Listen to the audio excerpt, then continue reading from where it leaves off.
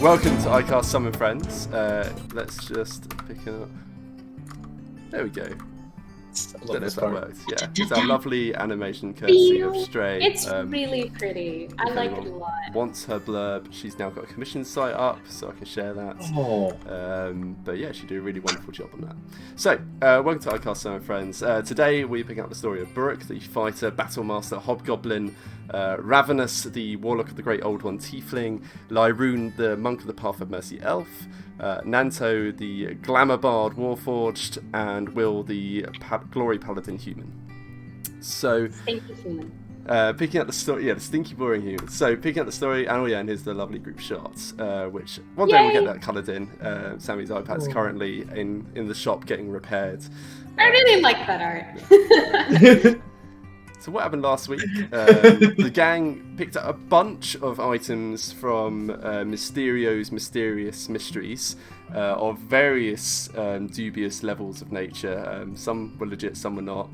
Flair's particularly upset with her smoke bomb.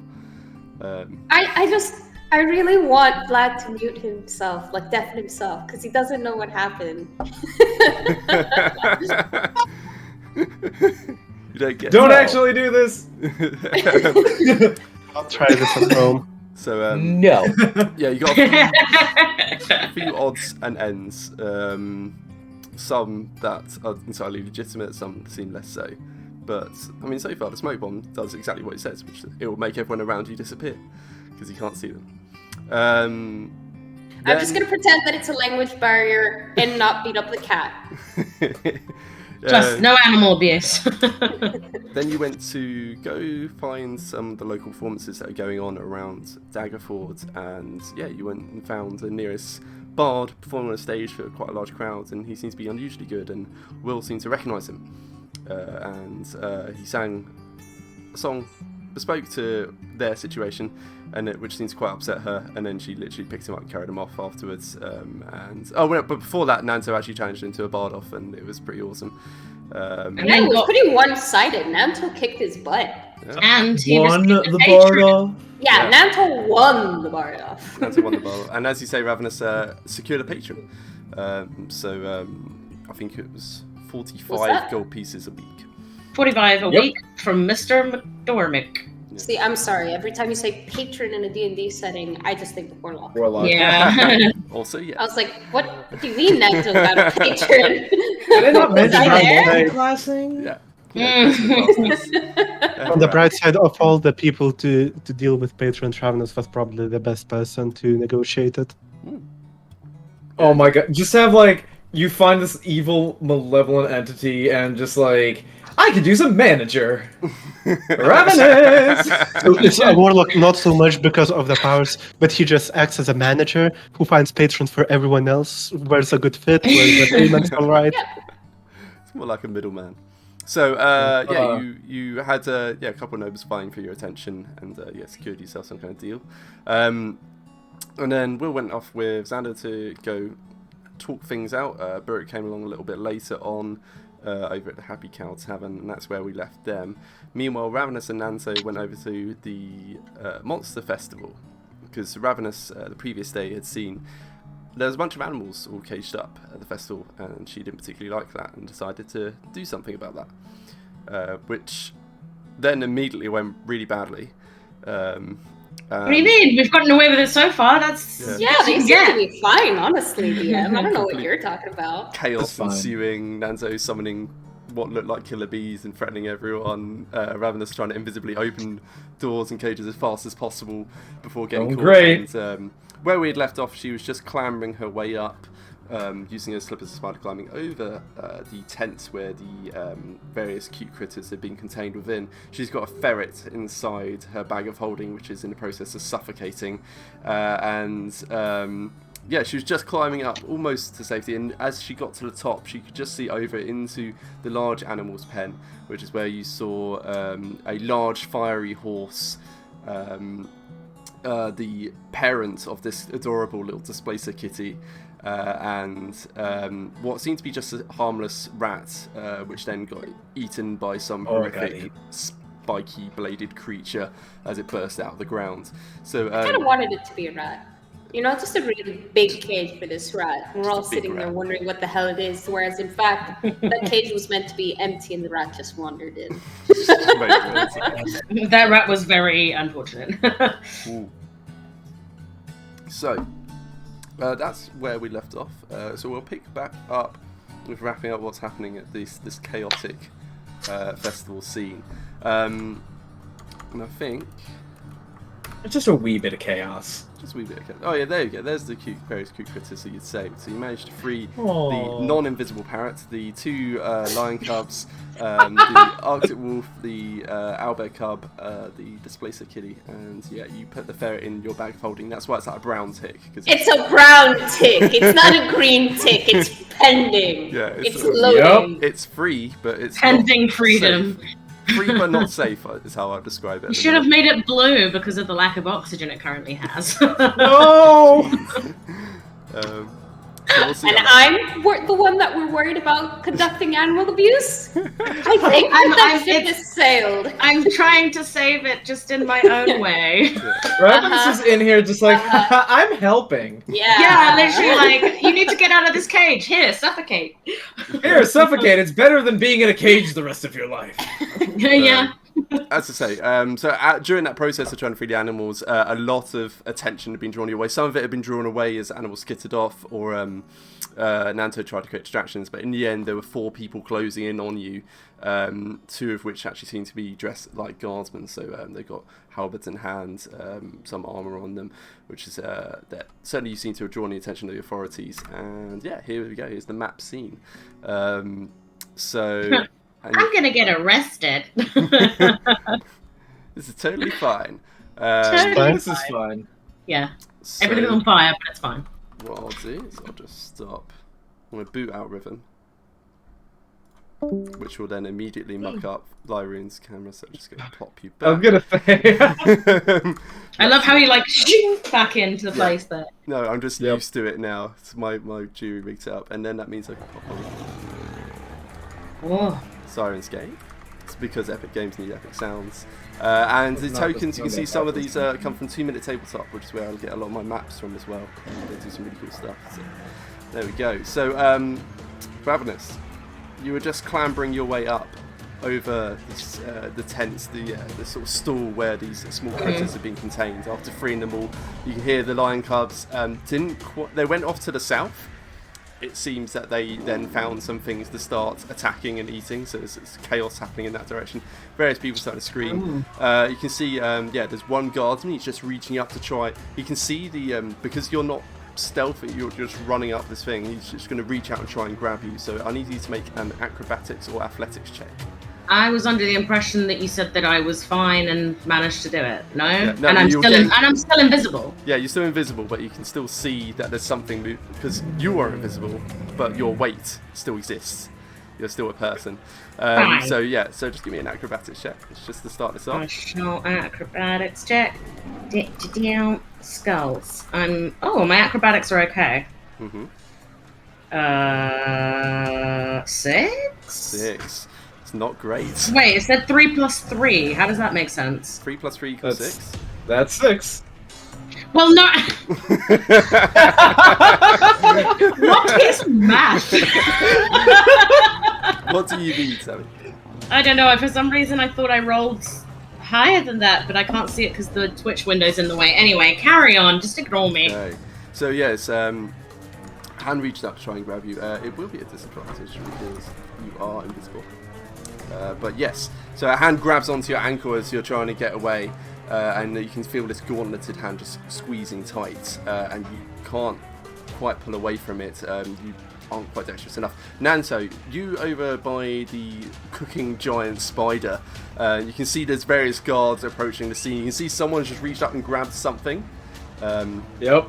You're pretty confident of what's happened, and you can see there's a bunch of the other 3 people at the base of the store. They just seem like normal locals. Actually, a couple of them you might recognise from the previous day, and you can also see approaching from behind you a couple of rather familiar faces, and you can hear this booming voice from behind you. The red giant is aboard by this and it's just this further objections at the various chaos that keeps being inflicted on their poor festival. What do you do? Oh my god. So, that voice, you said the Red Giant. Yeah. And the Green Menace is just behind him as well. Ah, great. Any other famous wrestlers I should know about? Just the two of them, it looks like.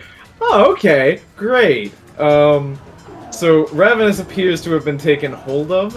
Yeah, it looks My like someone ankle. Just grabbed her ankle. Let me refer to the good old spell list, because I'm pretty sure I have absolutely nothing that can get us all out of this. No, as he's grabbing, you can just hear him go, "Gotcha!" And it's a smug smile on his face as he seems to be satisfied he's managed to grab something. It's the Displacer Kitty. Oh, So I still had the, Okay, so there's animals running everywhere, and there's one person grabbing onto Ravenous. Yeah, I don't know if you see one mouse pointer. Yeah, this guy here. Okay, so, I would like to, use my last second level spell slot. I would like to try and cast Suggestion on the person that's grabbing hold of Ravenous. And I would like to yell out, "Please, sir, you must help me contain the animals! They're going to escape!" Nice. It's pretty good, actually. Alright. And that is going to be a DC 14. And Suggestion. So, here's the thing. And this is a question about the instrument of the bards. So, Suggestion specifically says that creatures that can't be charmed are immune to this effect.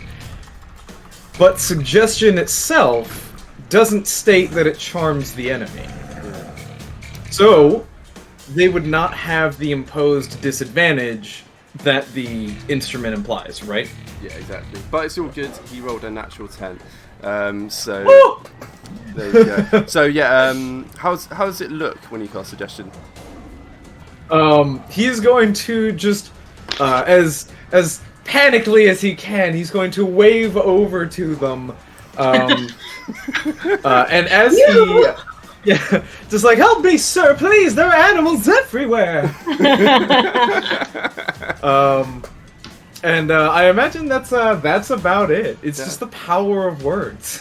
Okay, so Ravenous, you just feel that grip upon your ankle loosen as he turns around and goes, "Well, oh yeah, it's an animal. I've got to protect the civilians." And he just starts running off towards Nanto. Where, which one?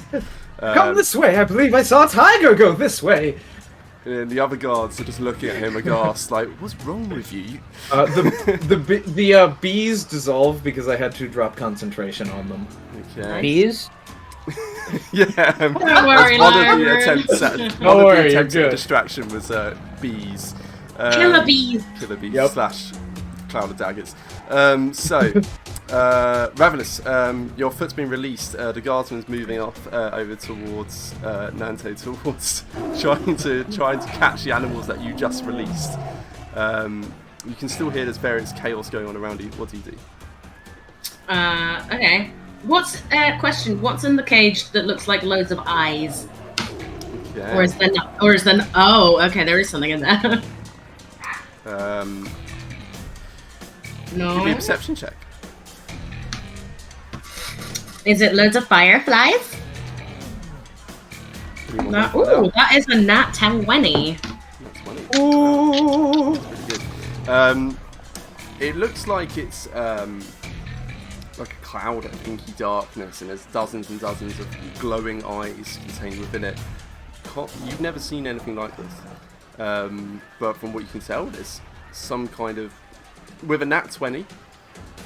In fact, you've got Devil Sight, haven't you? Yeah. Yeah. So what you can see within the darkness that seems to be enveloping inside this cage is this horrible, like, malformed creature. It's all covered in lumps and bumps, and it's just covered in all these eyes, dotting all over its body. And it seems to gently sort of float in the middle of the cage. It's got this malformed half up, half down mouth, and yeah, sort of lopsided, mutated looking creature. It's pretty unpleasant to look at, and you can begin to understand why it's enveloped in a cloud of darkness. Oh, I feel bad for him. There's a reason why we keep it in the dark. It's hideous. I mean, Ravenous just feels bad for the animals. She doesn't realize that she's going to cause more problems, but she's going to start opening more cages. Brilliant. Good. Okay, so as you're... I know, Will, I know. Look, the cute fluffy animals I can get behind. Those other things, they're gonna eat people. The monsters! I want to release the horsey because the horsey should be in the wild, and I want to release the displacer cat because the baby needs a mum. So that's Ravenous's thoughts. Okay. So those two are coming out, definitely. The others... Okay, so yeah, you start making your way down the other side of the store. You can see to the south this little moon-shaped thing. It looks like it's a tent. The entrance is just dark shadows. There's a little sign outside. It's talking about prophecies and reading your palms, that kind of stuff. Running your way past. They prophesy the unleashing of many monsters. I bet you didn't see this. Well, who knows if they would have been legitimate. So 5, 10, 15, 20, 25, 30. So that's how far you can move with your normal movement unless you do a dash. To your left, you can see there's a whack-a-worm stall. So there's a bunch of holes in the ground. These like fat, whack-a-worm, fat tubeless worms, all wiggling in the air, ready to be splattered. To your right, there is a hat stall with various witches' hats, but farmers' hats, all kinds of wonderful hats. And just up ahead, it looks like it's someone who kills snakes and makes things out of their bodies, almost like taxidermy snakes. So there's one that's like a lamp, and then it's like a snake body that's been stuffed, and it's like upwards, and its mouth's open. There's like a little glowing crystal in its mouth. Things like that. Okay. But yeah, to your left, if you just go straight through, you can just go over those hay bales easily enough over to these stalls. Yeah, I'll do that. Okay. So meanwhile, the guards are all running towards the stall. They can't work out what's going on. The one with Nanto. Which way are you leading him, Nanto? I'm going to be leading basically directly away from where he was grabbing Ravenous, so like northeast. Okay, yeah. So towards the wrestlers, essentially. Yeah, and he's definitely playing up, calling for help. Like, there was a baby tiger, I believe, that went this way. Oh, who knows what that's going to do? Please, you must help. Yeah, and the red giant sees you and recognizes you, and like looks a bit confused that you're back, and there's more chaos, and you're in the middle of it once more. And he just leans like a little forward to you conspiratorially, and he's like, "Is this to do with that strange lady yesterday?" Wait, why is this my fault? What? Oh, I don't know. It's chaos. There were bees and tigers, and oh my. And then the green menace just points back actually towards the festival entrance, and he's like, "The green menace saw the white fox storm that way. Onwards!" And then he just crouches down, coiling his muscles, and then just leaps into the air, springing about 50 feet away, just going straight after this fox, dashing into the woods for all it's worth. The Green Menace! Yeah, Green Menace. I love this guy. The wrestlers are great. Okay, Ravenous, who are you freeing first? Pony! Okay, so you're going for the flaming horse. Yes, the flaming demonic horse. Pony! I mean, my patron looks like, a demon creature, and he's quite friendly, so she doesn't understand. Okay, give me, just do a slight hand check, because that's basically saying you're proficient. And let's see how you get on. Please, please, please. That is a 20, 14 roll plus 6.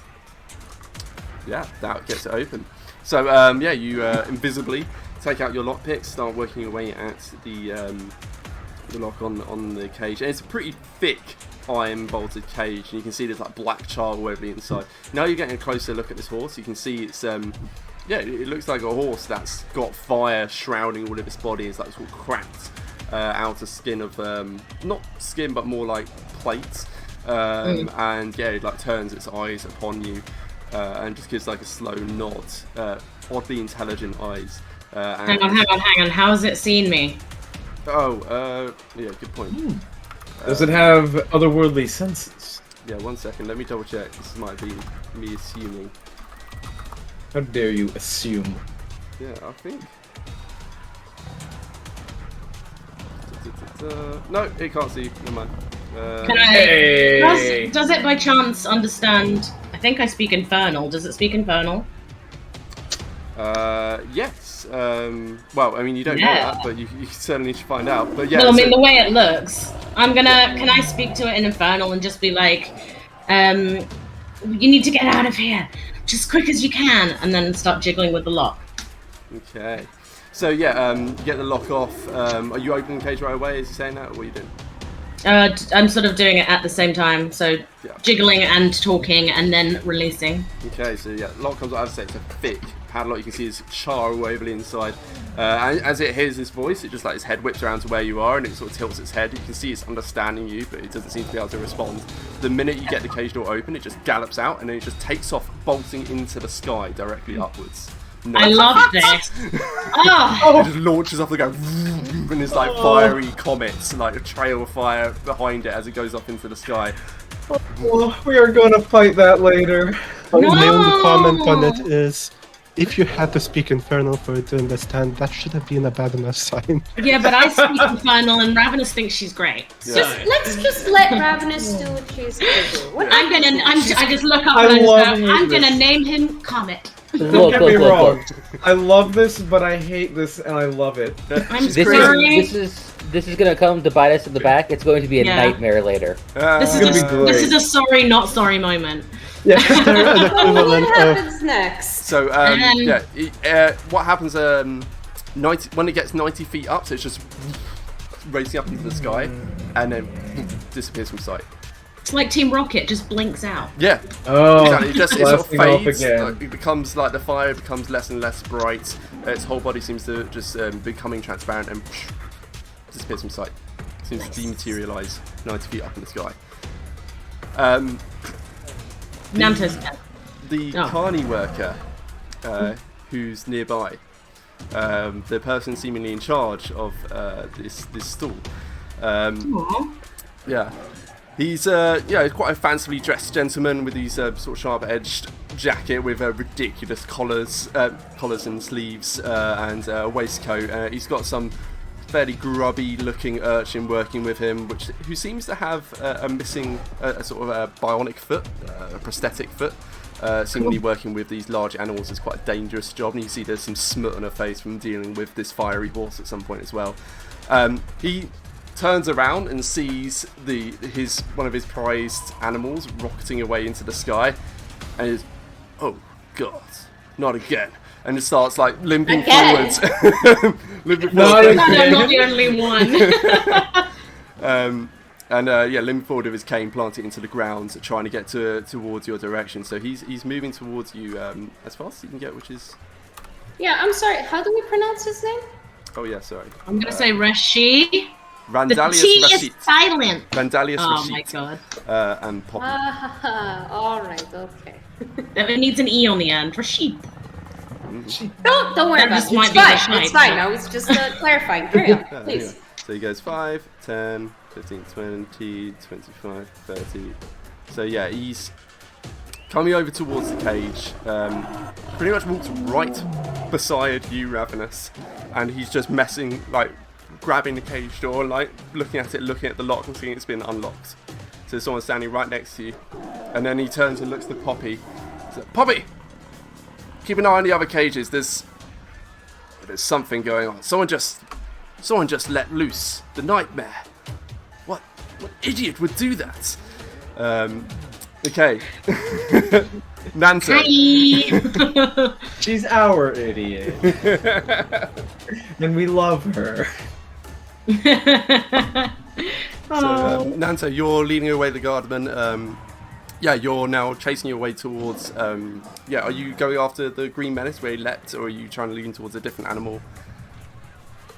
You would have seen the nightmare take off into the sky as well. Oh, but I mean, that thing's flying. Nanto can't do anything about that. So I think I would get caught. I would get swept up with the charisma of the Green Menace and lead off towards wherever he was going. Brilliant. Okay, so yeah, you see this frog wrestler just leaping away towards that flaming dragon's head at the front of the festival, and you're just charging afterwards. The guardsman, he's just racing at your side. seduced by your magics and basically carrying out that order of helping you secure the animals. And that is up to 8 hours, by the way. Yeah, until he completes the order, basically, and there's no way he's securing all these animals. Exactly. And by then, I can just walk away. Yeah, perfect. Meanwhile, the guardsmen who had been approaching Ravenous's position before, they're concluding that she's nowhere to be found, but they saw that one was trying to grab above, so they're concluding that you must have gone up. And they start trying to. They actually start taking apart the stand. So let me just do a couple of attacks and see how they get on.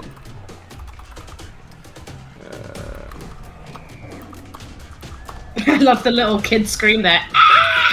So yeah, just a few quick sweeps of. You love it, do you? You love the pain caused to the child screaming. No, just the sound was really good. I love the chaos. 2 sweeps of the halberd, and he starts demolishing the stand there and then, and he just flops it inwards, and they see that there's no sign of anyone or anything on top of it, and they're just looking around confused and starting to move forward over it, but they can't quite work out what's been going on here. The people who've been standing nearby, they start talking that I think someone went over it. Yeah, and actually one of them turns out is I can't pronounce it, Aarakocra? Aarakocra. Bird people. Bird people! And takes off, flying into the air, and starts circling overhead to try and get what's going on. And then the guardsmen, they've seen the nightmare take onto the sky, and he's like, that way! And the officers are calling out, and they will start charging over in your direction. So yeah, demolish it. But it takes. So yeah, they're just running over towards you. Okay, Ravenous. So there's a guy standing right next to you. You just released the nightmare. What do you do? I will make a tippy toe over to the kitty cat's cage. Definitely the best idea. Leave me alone. I'm just naive. Oh man, this is a treat. Before I do, can I take a little look around and see if any of the animals are in trouble? Because then I might not have time to come back. The animals are fine. It's not the animals that we're worried about. People. The animals are okay. I don't want them to get caught though. Okay, so so basically you can use your action to either open the cage, you can use your action to stealth over to the cage, and next round open it. It's up to you. What do you do? I'll stealth over. Okay, so give me a stealth check. Beat stealth. I fall off the side of the cage and go oof. That's a 7 because I got a nat 1. Oh man! If there's ever a time. So yeah, you got the lock off. You got the lock off of this nightmare. There's a guy standing right over you, and he's like calling out to Poppy. And you decide to try your luck and get over to the displacer beast. As you're moving away from him, you actually, because you took the lock off and you just dropped it on the ground, you immediately kick the lock as you're walking away, which not only means that you stub your toe and inadvertently release a yelp of pain, but also he sees the lock suddenly flop over and he's like, sees that you're there.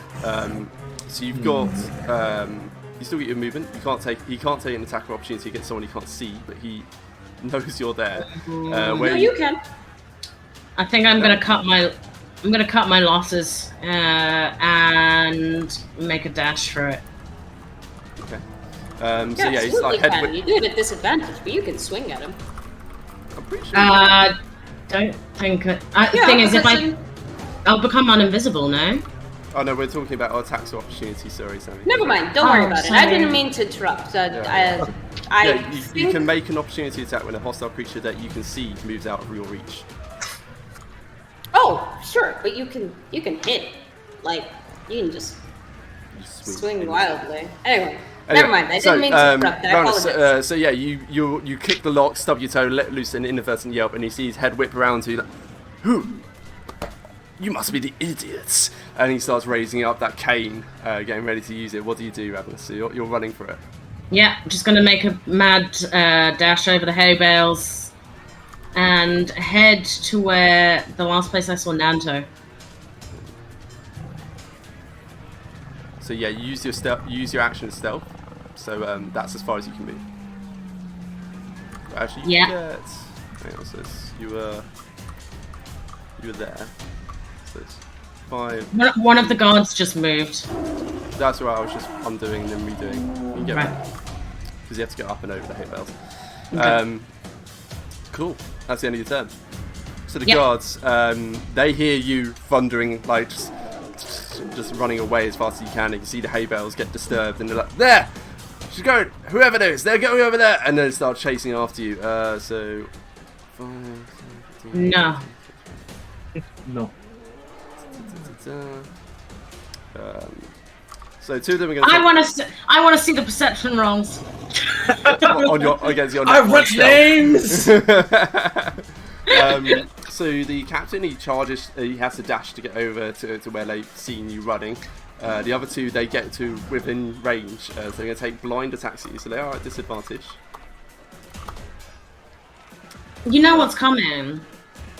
What's your AC? You're gonna hellish rebuke them. I do have a hellish rebuke, but wait, I can I use the? I've got this thing that means I can make them disadvantaged when they attack me once a day. They're already attacking at disadvantage because they can't see. Yeah. So what was it? My AC? Did you want? Yeah. 15. Okay.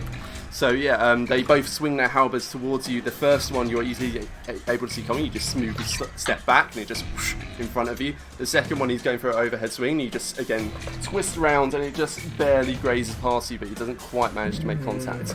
If only I had my smoke bomb. If only we had a smoke bomb. It's like, Nanto, get over here. Give me a smoke bomb. Smoke bomb, and then run. Okay. Ravenous, your turn. Cool. I will Hunger of Hater. Oh my god. Do you really? Yeah. Okay. Ravenous needs to go to jail. Oh, I was like, you know what? Maybe we can get away with this just fine. I don't know if we can anymore. I'm thinking because that's the only way I can get away without them seeing me. Except if you cast a spell, then you won't be invisible anymore. Oh yeah, true. Because they can't see me, if I move away, will I be attacked or? According to Raw, you don't get attack of opportunities on things you cannot see. Okay. Yep. Yeah, exactly. So can I try and stealth it out? Yeah. You can certainly try. I will try my hardest. Otherwise, everyone's gonna hate me. Everyone's gonna hate you more. Well, that is a nat 20. So. Ooh! Okay. So yeah. What are these dice rolls? Nat 20, nat 1, nat 20. There's a lot of dice in the middle. No, I can see them on Discord. I'm just questioning. So yeah, there's a brief moment in your mind where you're considering to just Hunger of Bar. I'm not calling you a liar, dude. I can no. I'm proving to the audience. So, there's a brief moment where you're debating on whether to use Hunger of Bar or just run away, but then you remember that probably your friends would never forgive you.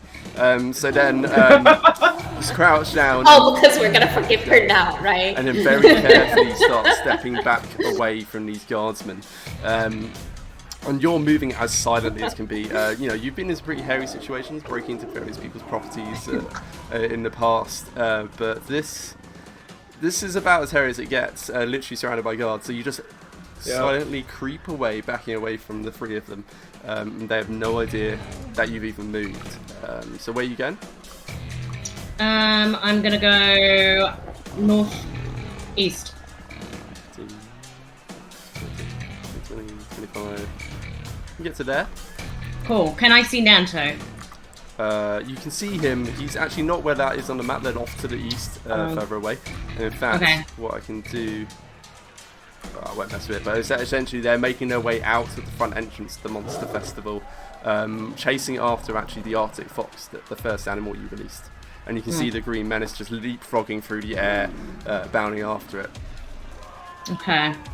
Can I just directly speak into his mind and just say, It's getting too hairy. It's time to split. He is too far away, I think. It's only 30-foot range. Oh, I didn't know that. Okay. I'm gonna just note that he's that way. Let me double check, but I'm pretty sure it's 30-foot range. Wow. That was my stomach. Yeah, so it's 30 feet. But yeah, you can start making your way. The guardsmen, they start sweeping at the empty air. The first one just swishes through the empty air with his halberds, and then just looks confused. So, they've gone. What do you mean they've gone? And then they start looking around, trying to find any sign of where you've gone, but that's 20 stealth. No chance. They have no idea where you've gone. The large animal stall owner is just like scratching his head, looking around in confusion, and he's like making his way over the hay bales because he heard you running off that way. He's got his hefty looking cane in hand. He looks quite angry. He's like, "You three, your witnesses. Someone released the nightmare. It was not my fault. They unpicked the lock and... oh, there's going to be hell to pay. Whoever that idiot was." Keeps calling her an idiot, man. Yeah. Oh, she's not very intelligent, so that's fine. Yeah. Okay. She's heard it before. Give me one last stealth check, Ravenous. Okay, please don't fail me now. 11. Okay. Where are you moving? I'm gonna make my way to the nearest place of cover that I can then materialize again and walk in, going and pretend I'm like helping. Cool. So I'm helping. Just what's going on here? Just to your right is like a mask stand. It's various like different monster masks you can wear. So there's one that's like an insectoid one that's like a load of teeth that are all biting in various animals and insects and things. So yeah, that breaks line of sight with the guards. In terms of breaking line of sight with everyone in the festival, it's going to be quite hard to achieve. But certainly you can try and duck in and do your best. I'm just going to keep going until I'm out of the festival. Okay, so give me a deception check just for seeming to be walking nonchalantly off, slash panicked with the calamity going on and all the rest of it. Well, no. Oh, okay. 17. Okay, so you walk around the corner and move into this masked stall. The guardsmen, as you are walking, all their heads all immediately snap towards where you are. They could hear someone moving over there and couldn't see anyone, so they take off trooping in that direction. They're all running past this stall as you're rematerializing, and then just walking nonchalantly off as if you hadn't just created absolute utter chaos in this poor festival. And they're looking just around, whistling an innocent tune. and the officer levels a finger and goes, "You, young lady, have you seen anyone unusual?" Ravenous kind of like looks at herself, and then it goes, "No." No one picking locks or releasing animals. They must be here somewhere. I've just been hiding because there was some bees, and I don't like bees. I'm not a fan of them, so I've been hiding. I've been hiding in this stall to make sure I can keep away from the bees. Oh, and all the wild animals that are now everywhere. Again, one of the more junior guardsmen looks at the other one and goes, there were bees. They weren't scary. I heard there were water-deep bees. I'm judging you. Water-deep bees! I love that. I'm so proud of that. And so with that, you're able to just walk your way out of this absolute clusterfudge. Seemingly you've gotten scot-free. You don't know if anyone saw you dematerialize, but certainly no one seems to be pointing you out. And you make your way out of the festival. I assume you meet up with Nanto easily enough. And Nanto, how are you getting away from this Arctic fox chasing? So I imagine at some point we would either catch the fox, or once the Green Menace is engaged on another task, Nanto would basically tell the guardsman next to him, just like, well, alright, well, there are many more animals around here. Please, you must go help them. The people, that is. The animals are probably fine, but they're causing so much chaos. Okay. So yeah, chasing along after the green menace, he makes pretty good ground because he's just leaping through the air. He does manage to track down the Arctic fox and eventually just slams down to the ground and grabs him, and immediately you can see the fox spasm slightly as the poisons covering the green menace's skin take hold. He doesn't die, but he's certainly incapacitated. And he's like, the green menace has captured this one at least. And then starts leaping his way back towards the festival. So Sammy, as you, Ravenous, as you're making your way out, you just see the green menace with that fox tucked under his arm, leaping his way back. I don't like this. Yeah. Eldritch Blast. No.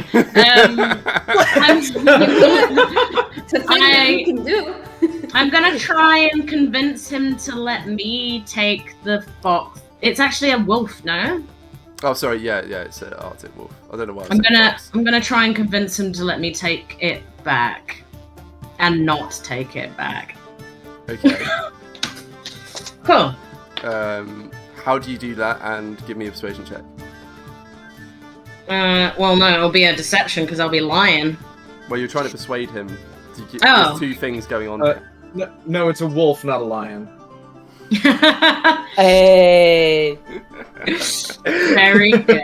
Got him. So I'm gonna probably just call to him like, "Oh, green menace! Well done, you've caught the wolf. How did you manage that?" The green menace can leap in massive strides. It was no challenge. I'm sure you have plenty to be getting on with. Why don't you let me help take care of that so that you can go off and help others? Make a persuasion check. I did, and it was shit. Oh! 7. And he just looks down to the wolf and then back to you. Like, it is no trouble. The green menace will return this wolf to its rightful owner. And he starts tensing, getting ready to spring away. Okay. How do I do this? Can I talk to Nanto? Say, Nanto, I need you to distract him and somehow get him to put this wolf down. Yeah, I mean... Nanto can't communicate back, but he can choose whether or not to actually do it. It's probably within 30 feet now. Over to you, Nanto. Whether you want to or not, that's the question. Nanto, as much as he loves a good jape and a good chaos, I think it's about where he's drawing the line. Fair enough. He's just... so wait, can I talk back to her? No, we found out we've been using it wrong. We can't actually talk back and forth. It's just me that can talk to you. Me. That doesn't like it. Vlad hates it. He's mostly going to just... He'll hear the message, but he will double down and just be like, "Oh, but the green menace has much to do, and he is very capable. Come on, I need to get out of here." Ravenous? Wait! Oh, Ravenous, hello! Fancy seeing you. Okay, and he's just kind of like acting panicked here. Yeah. Okay, so Ravenous has realized this isn't gonna happen. Can I... Oh wait, I can't grab him because I'll probably get poisoned. Can I try and deceive him somehow? I'm just trying to think how I could do it. I'm gonna try. Sorry, no. What are you gonna say? You know, in most schools, 90% is a great grade. Just saying. The fact that Nanto's like, this is the line. It's whatever Ravenous would do. But, yeah, exactly. She doesn't want to let the wolf go. Can I just like try and take it off him? I'm like, no, I want to take this back. I'll tell them it was you, but I want to take it back. Give me an athletics check. Oh. If you're literally grabbing it out of his arms. Yes. Okay. 9. Yeah, no. You try like physically grab the wolf out of his arms and like whine slightly as there's a little bit of pressure. You're trying to pull it out, this is a hulking wrestler. It doesn't even move a millimeter, and he just looks down at you and goes, "The green menace is growing confused. Why are you so insistent on taking this wolf back? I will handle it." And he just tenses down, and then springs away. 50 feet. Yep. Ravenous is just really mad, but she's not going to do anything about it. Okay. Other than just swear in Infernal. She's cursing to herself away Infernal. Yeah, pretty much. She's an aunt. Yeah, pretty good. Okay. So, Have I mentioned that Infernal is basically Arabic in Dungeons and Dragons? I swear I have. Oh. So all the tiefling names that they have in D&D are actually words in Arabic, which would, logic would dictate that therefore Infernal is actually Arabic.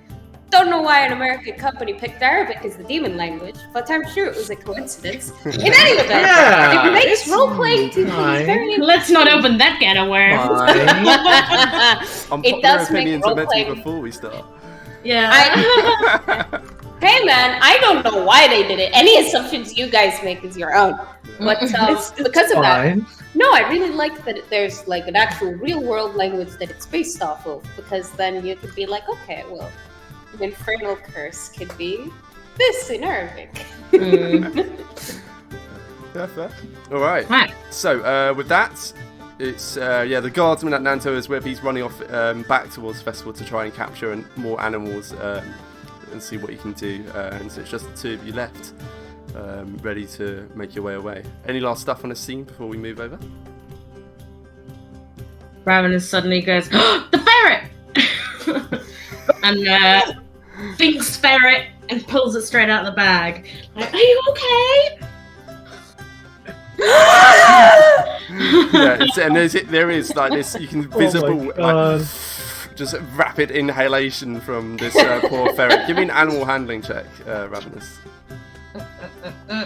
Nanto, you just see Ravenous just reach over to the back, holding it aside, and just pull out this snow white ferret from it that seems to be, rather out of breath. Let's 14. I'll have to dye it. People will know it. It does not bite you. As you take it out of the bag. So 14. You pull this snow white ferret. It takes in this rapid inhalation. It's just looking around like blurry and a bit groggily around it, and then seems to cower slightly. Oh, I'm just gonna give it pets and some jerky. Okay. Might be hungry. All right, Nanto, anything from you? Mostly just I have no idea that you were going to do something so drastic, but okay, now we need to get out of here. Agreed. Okay. So we have descending stones. Let's find out where to meet the others. And I must say, next time you want to do something like this, I expect a full debriefing next time. I'll try to do my best. That might be a problem with ascending stones. Do you remember who exactly you passed them on to? Oh yes, I am aware. And I am fully aware. that rage halfway forgot it. Burg definitely completely forgot about them, so it's going to be one-way communication as well. I waited until the end of that scene to be like, so you know that you had the descending stones that whole time, by the way. Can't wait for Will to find out that you guys have these, because she'll remember. Probably. Maybe. Sometimes. About as much as Buruk. Yeah. What's the message that you're sending? Just basically saying, where are you? We have to find you. Okay. And that's it. So, Buruk, you're sitting in Happy Cow Tavern with Willens and listening to this strange tale of her home and some of her familial relationships and some of the things that have been happening. And then, this message just appears in your mind with no warning. So, where are you? It seems to be in Ravenous's voice. Where are you? We need to find you. So Buruk just goes, what in the world? Well, hi, what's wrong? You alright? Reaches out, steps on his shoulder. I think I heard Ravenous. Is she around? Ravenous! Nothing. Nope. A couple of patrons look around, and then Xander just leans over and goes, well, if you're hungry, I can get her sorted in something. It's easier now. No. No, that's the name. But Lovely. No, she doesn't seem to be here. You know what? Hold on. On second thought, no, I am kind of hungry. I could totally eat. How did actually, now that you brought it up, clickety. We gave them to him. Because it was, I think, believe it or not, it was the them. best possible choice at the moment. Well, let's order in. Is the food? He leans in a little bit and drops his voice. Is the food okay here? And he just gives it a sort of slightly dubious look around. Maybe we should go. She replies honestly. Will doesn't lie unless she has to. Maybe we should find somewhere a little bit more quality, you know? Right. All right, but only because you're visiting for a short time. Burke, you okay? Yes, I just that thought. If that was Ravenous ahead, then I'm not sure anymore. She was asking where are we, and she needs to find us. That's what I think I heard.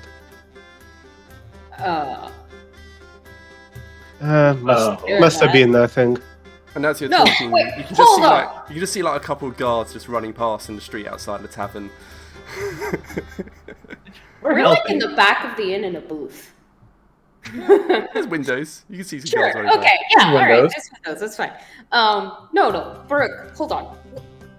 Yes. You hear one of your friends' voice in your head screaming for help. Probably shouldn't be ignoring it. A lot of things that I hear Ravenous screaming probably should be ignored. We're gonna have But to you're right. You're right. But I'm always right. I'm always. Burke just throws you a very surprised, almost. He's about to audibly doubt that, but that's against it. Still goes, well, even if that was true words from her, I have no idea where to find her or how to even reach her.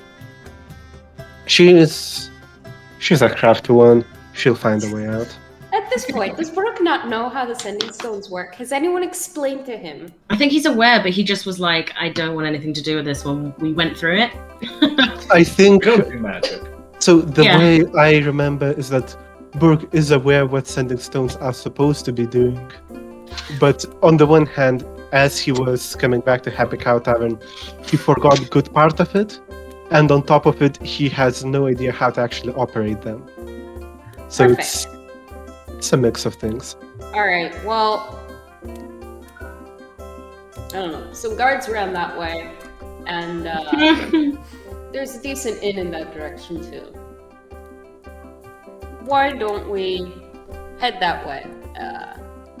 And then Sure. he smiles at the prospect that either we'll find ourselves a good fight, in which case, well, and if we don't, have a good meal. Let's do it. Decision made. Lifts her warhammer, stands up, docks her helmet because she's going out in public, and gives Baruch and Xander each a hearty slap on the back. Let's go. Xander is knocked unconscious. Xander gets a far lighter pat on the back. She's kicked Baruch out a window. Yeah. She just so he can take it. Xander gets a slightly lighter tap. Not much slighter, but slighter. Let's go. He's like visibly like shaking aside from it, but alright, so let's I see some things haven't changed, and we'll still seek out any fight you find. Let's see if we can find something a bit more appetizing. Yeah, whether it's a fight or food. Yes. Sounds like a plan. Hopefully the latter. Yeah, I know a half decent inn up this way, but too fancy for my blood. Okay. So I think at this point, when Burke would be standing up, he would grab on his coin pouch, just pay for whatever we've had. Even though I would imagine Will's already paid for part of it, but just to leave a small tip on the table, and a couple of pretty strange pebbles fall out of the pouch. He just goes. Are those sending stones? Because he knows what they are. It's strange. I don't remember how. Oh, Ravenous might have given me those. Will, have you seen any of these? I give him a slap up the back of the head. Definitely not being gentle. What's that for? Crying out loud. And Will is not. I'm not crying. Sending stones are not attuned. Sending stones are not attunement, are they? You just communicate with the one who owns the pair, right? Yeah.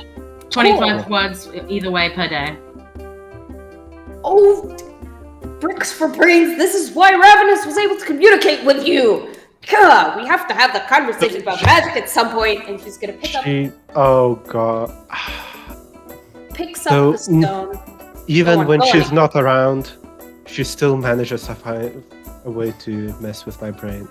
They're not messing with your brain. They're just talking. You know what? I ain't got time for this.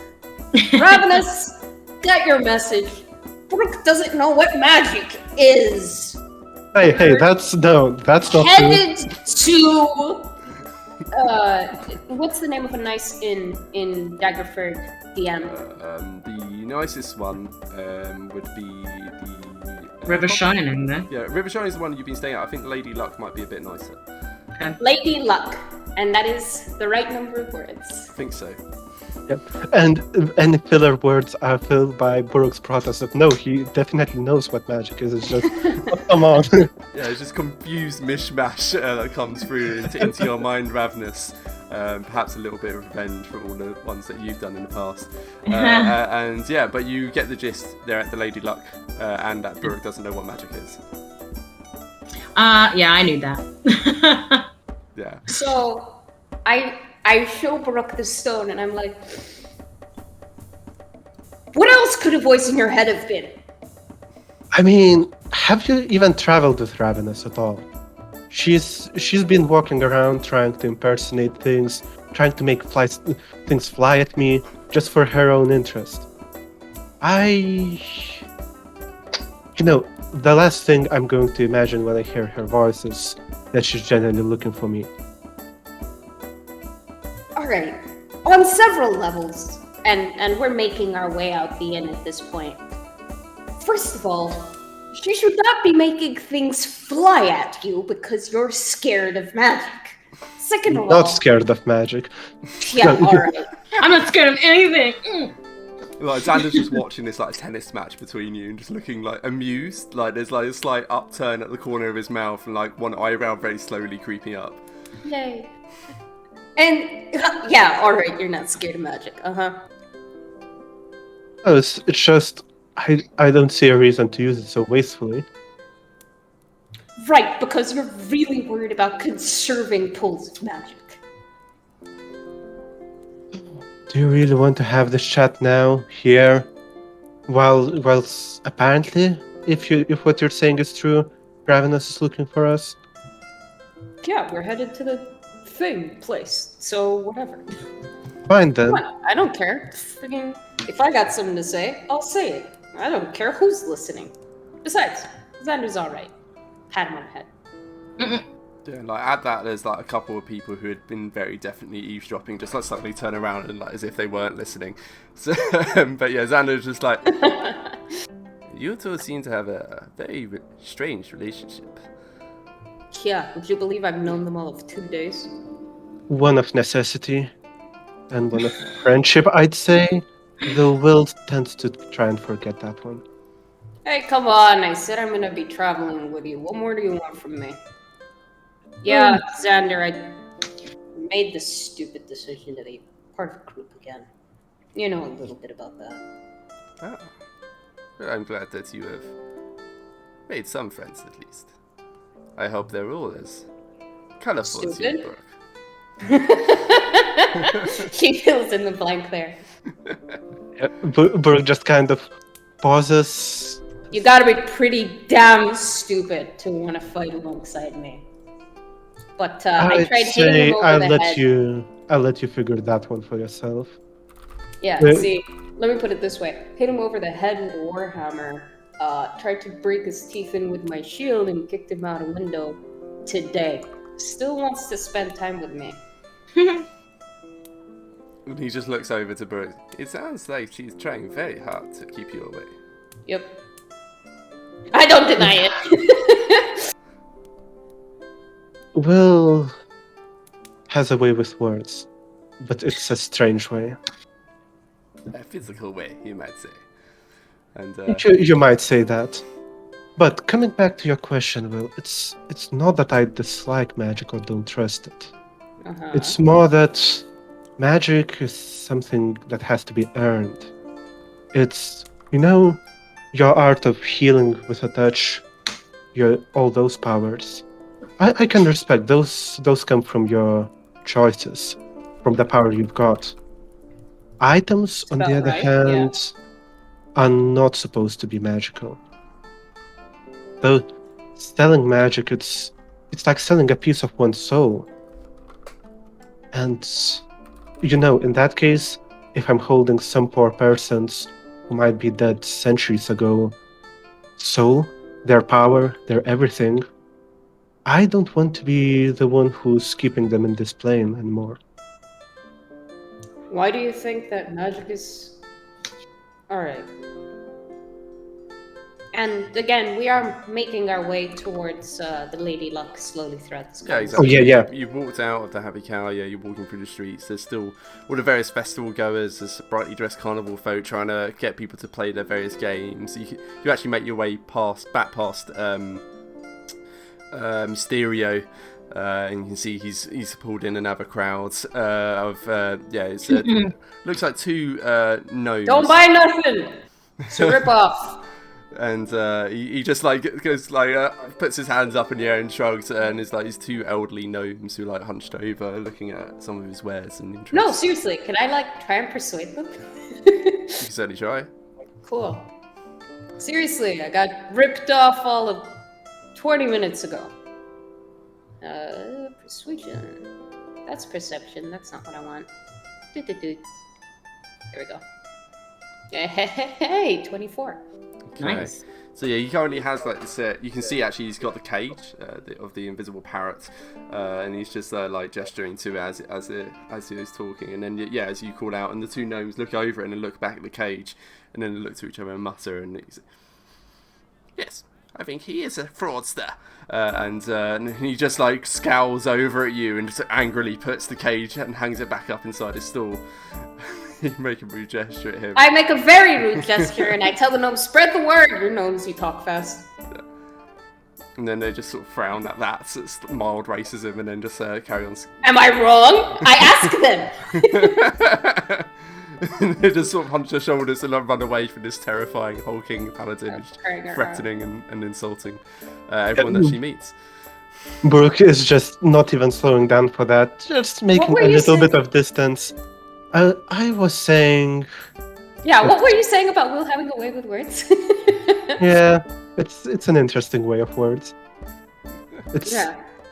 But yes, I mean, every magical item is a story behind it. It's someone's work, someone's talents, someone's very soul in it. Alright. And of course, there are some artifacts that my tribe has passed from father to son, from chieftain to chieftain. Oh, yeah? But those we know that these are our forefathers. They wanted to help us. To use someone stranger, most likely someone who just got killed and would like to just pass on. We are keeping here as prisoners. Well, What we about the shouldn't be sword doing that you this. got from Savannah? You're using that, ain't you? I am keeping it. I haven't used it proper since. If you think of a good way to dispose of it, I'm happy to hand it over to you. Dispose of it? I mean, I can think of much better uses for that, but hold on. Back from the beginning. Look, at least Savannah seemed to be thankful for your help. Listen, she's not thankful she's dead. I tried to save her and I couldn't, alright? That's on me. Now, as far as magic and magic items being part of people's souls, I'm not sure I agree with you there. Don't get me wrong, I'm not, some wizard or something. But, as far as my magic, stuff that I can do, I'm not. Not all of it is spells. The way I heal people. And she actually takes that pretty seriously when she talks about it. The tone changes slightly. It's not me casting the spell. It sticks. You should be more worried about that than magic. When it comes to me healing people, most of the time, it's this, like a flask that I've got, this pool of healing that I can share with other people. There's not much of it to go around, but I try and make use of it as best I can. I can tell you that's not magic. I've got it on pretty good authority. What is it then? It still comes from you, from your body, from your abilities. Same as swinging a sword. Something I practiced at. It's a skill. Worked hard to be able to do that, Brooke. Yes, and at the same time, would you be able to sell your skill with a sword or with an axe? Would you call what you do with weapons magic? No, but would you be imbuing your abilities into some item and just peddling it off? Like, look at Victoria. Not only that she collects these things, she sells them, she buys them, she tries to turn a profit from it. Now, Why do you think it is that I'm able to stay in Daggerford, huh? Xander, profits from Arena? No. Xander, you thought that I came in here with a purse full of gold, huh? Brooke, you're just assuming that I rolled in here and was able to make profit from the arena right away. Well, you know what? Screw both of you, because I had to work hard. Only reason I'm even staying here in the first place is because Victoria was good enough to... She bought a sword I made. If it wasn't for her choosing to buy the stuff that other people are giving her, I wouldn't be able to stay in this place because, gotta pay rent. I'm hoping to buy it back someday, but still a lot of arena fights before that can happen. I see. Now, You can see there's a slight frown of confusion on Xander's face. Well, who is this Victoria? she's... Well, she's Peddler a of shrewd magic items. businesswoman. Yeah, shrewd businesswoman, but buys, sells objects that have got enchantments on them, magic. Okay. Well, you sold your sword. For now. She did say that I can buy it back. Well, she seems rather generous. I check in from time to time. It's still there at the moment, as far as I know. Perhaps I should see if I can get a magic boot from her, Yes. From what I hear, there's some pretty good ones going around. So at this point, you would have made your way over to Lady Luck. Sorry? There is one thing I'd like to check on with Brooke before we go inside. Yep. You got any of that stuff passed down to you? I do, yeah. What's And that? he just kind of stops at the spot, takes his backpack off, and goes, You might have noticed this urn on my back. And he draws out, not too large, perhaps the size of you. It would possibly be a pot, but instead of having a single opening, it has a full dozen of them, all of them corked with something. And alongside each of the corks, you can see some sort of inscription. Okay. Just one or two symbols. What language? Good question, actually. None that Burke would know, at least. But in terms of look, they seem a bit like Nordic runes. Okay. And he goes, This has been passed to me right as I was leaving for the journey from my uncle. And it's a useful traveler's thing, really. You open a cork, liquid pours out. Depends on which cork, depends which liquid. You remember when I handed Leroon a couple vials of acid? That comes from this thing. Likewise, beer, water, condiments, really. A lot of interesting stuff in it. And this belonged to... This belonged to my uncle's father and his grandfather before him, and if the stories are to be believed, his grandfather before. I don't know how further back it went, but it has been in our tribe for generations. It's pretty handy. some that won't run out of stuff for that long. That's pretty cool. It's a useful thing, and we try to put it to good use to honor whoever put the work in creating it. Well, I guess it's not the same, but that's how I feel about my armor. I think it's more same than you think.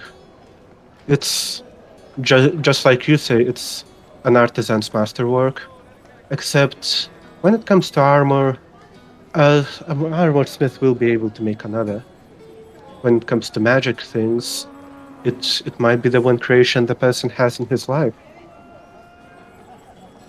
So, your issue with this crap is not what it can do, but who it came from?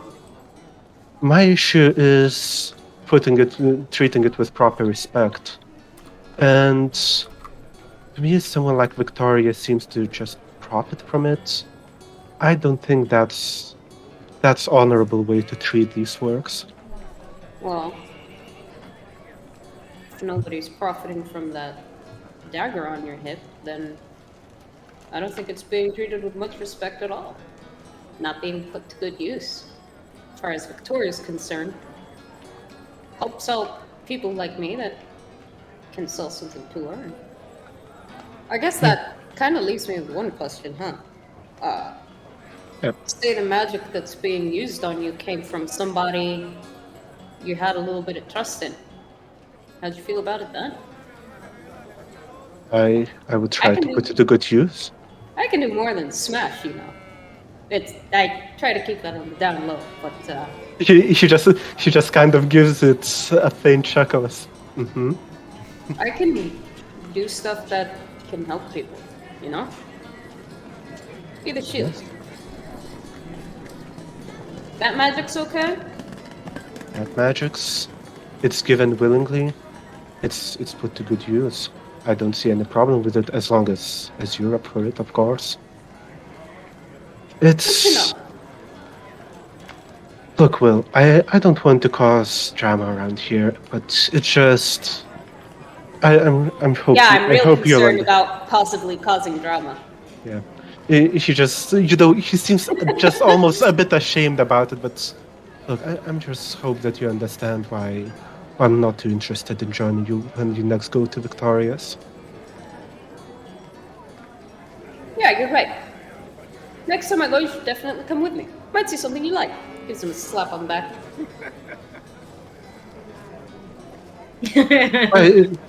I think it's fine. We'll figure this one out tomorrow. Yeah, we'll figure it out. Let's go see what trouble Ravenous and Nanto have gotten themselves into. Maybe Lyroon's with them too. Well, it's either trouble or Lyroon's with them. Oh, thank you. Are they in trouble with Lyroon? In that case, it's already too late to help. But let's see. Come on, Xander. I'll bet you'll like the fruity wine they sell here. Is Lyroon that? And And Swelby.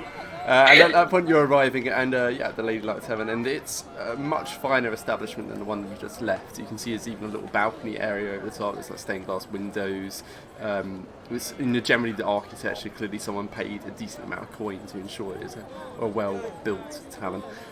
Walking inside, you do indeed find a familiar face. You can see Lyroon at the bar. He seems to be talking with the barman quietly.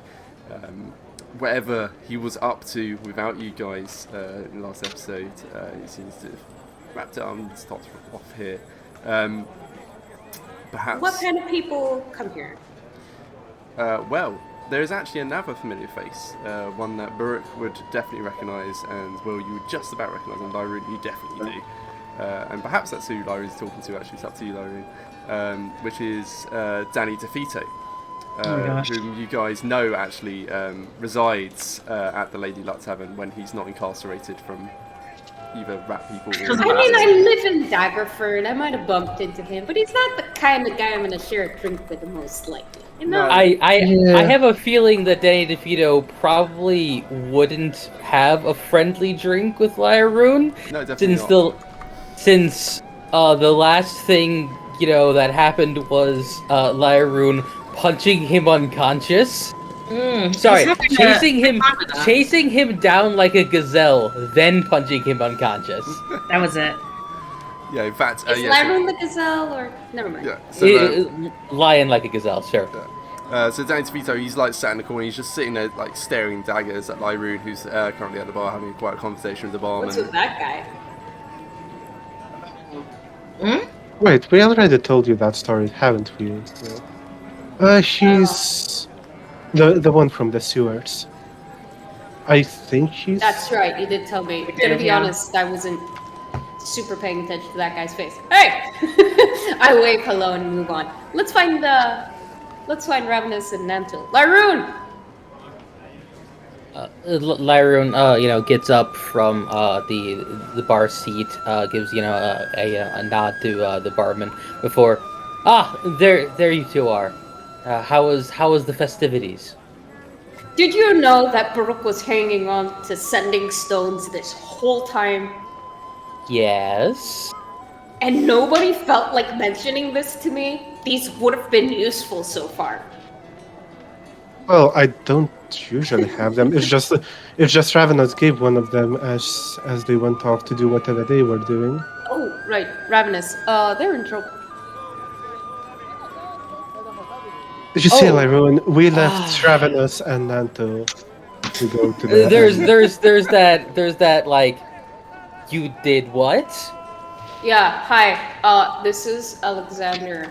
We're from the same country. Alexander, meet Lyroon, the group's dad. There's that light chuckle of I appreciate the title. Yeah, and Will is using it like as an insult, like you jerk. But I think it works. You are the father of this motley bunch. And where is this Ravenous that you keep talking of? And why is she so troublesome? She does things before thinking about them, let's put it that way. And then sometimes does things after thinking about them, I'm getting the impression. And so does Nanto. I have a feeling they Nanto's golden. Give the kid a break, he's only 2. He's true. So at that moment, Ravenous and Nanto, how would you make your entrance into the Lady Luck Tavern? I feel like we'd have spoken on the way. Ravenous is gonna have tried to convince. Sorry, the cat's opened the door and I can hear myself. I feel like Ravenous would have tried to convince Nanto to maybe keep quiet about what's happened and their involvement, because she doesn't think the others will understand and shun her, basically. She knows that the things she thinks are her good intentions don't get taken well. Good intentions? Do you know what a nightmare is? I was saving Amanu's. The rest of it's just outside of that. Oh, so you're one who likes side effects. One who likes to keep secrets, huh? Well, then that will just have to be our little secret, then. Don't worry, mum's the word. I am excellent at keeping secrets. Nanto, Ravenous is kind of I can't do it. So she raises one eyebrow because the last time he were meant to keep a secret, she had to come up with a bleep system to stop him talking. But she's gonna believe him, and she's like, "Thank you, Nanto. I don't wanna cause trouble. I feel like I just make bad decisions, but I think they're the right ones at the time." Well, you know what they say. The path to hell is paved with good intentions. Oh, is that... thinking on that, is that a good thing to say in this moment? I'm not sure anymore. And then as that, we walk through the door, I'm like, okay, just act normal. Can I help you? So we just wander in, casually. Nothing's happened. So yeah, as you're approaching like the others, you would have seen it's a fairly nice establishment. Balconies, windows and such. You would immediately see the rest of the gang. You can also see over in the corner Danny DeVito brooding, and he looks even more angry now he's seen the rest of you. The whole gang's here that's caused him so much trouble, and he's just scowling into his drink. If that guy doesn't stop staring at me like that, this inn is going to become a lot less classy real fast. Well, I don't think we can afford a brawl here. Well, look at him. I don't think he wants to look at us. Give me the damn stink eye. We've earned it. At least he would think so. Why? What'd you do to him? Put him into the jail for one. Which Do you deserve it? is good question to be fair. Let's find out. We believed he would be a danger. If the man in the barracks had to be believed, he wasn't. So yeah, that Still- point. Yeah. Oh, sorry. Yeah. No, it's. I think he would just keep musing about, was it a bad thing? Was it a good? I don't know. Yeah, you're filling me with confidence here, buddy. So that Well, point. Yeah. Sorry. our last interaction, he tried running from the guards when they were just wanting to question him about his activities down there. I imagine, after that, a bit of, miscommunication. Nothing serious must have happened, or else he wouldn't be here.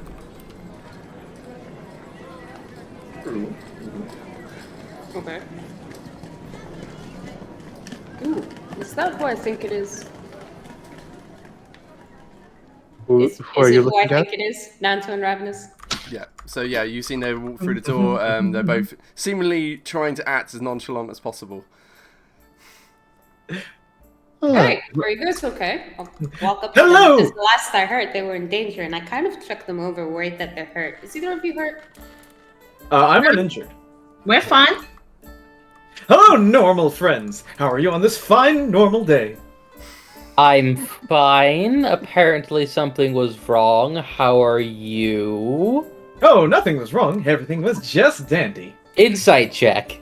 Ravenous, what's going on? You said that... Everything is not dandy. Don't roll. Do not roll. Nanto, what did you two get up to? Oh, well, we just checked out the Monster Festival and then some crazy stuff happened and we thought it'd be best to just find you. What Stuff? type of crazy stuff happened? I'll get us all some drinks. You guys figure out who's lying to who. I'll go and get us a round of drinks. I'll take Alexander with me because he wants something fancy And you're gonna pay. Broke the man's heart, I Fantastic. could buy him a damn drink. Yes, I understand that. drinks are an incredibly normal activity to partake in the afternoon, yes. Yes, very normal. Nanto. He gives you a wink. He thinks he's doing good. One that light blinks out and blinks back in. Well, you're probably going to hear about it, but somebody released the animals in the Monster Festival. There were some bees, killer bees, water deep bees, it was a bit crazy. So we thought it'd be best to leave and find you guys. Make sure we were all together so we didn't get caught up in the crazy. May I insight check? No. Can I deception? Yeah, you certainly can try.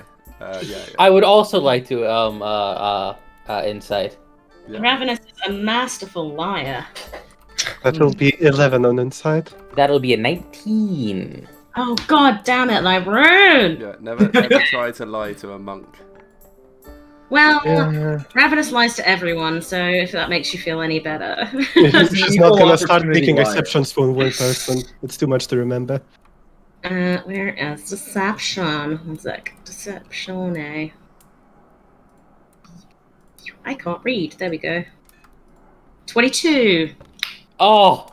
Wow. Okay. Wow. So I can't. I have +8 in proficiency to deception. yeah, you're pretty good at lying. What? So, Why? I wonder why that would be. Why would you do that? So you're saying we left you and Nanto around for what, an hour? Yes, perhaps. And you just happened to be in the most troublesome part of the carnival already. Well, when wild animals are involved, anything can happen. I suppose you're right. It's just... I don't know. Perhaps I should have stuck with you. But didn't you have a nice time with Will and Xander? Oh, but by the way, have you... Oh, yes, you have met Xander. But he's a nice guy, to be fair. Oh, that's good. And a wonderful bard.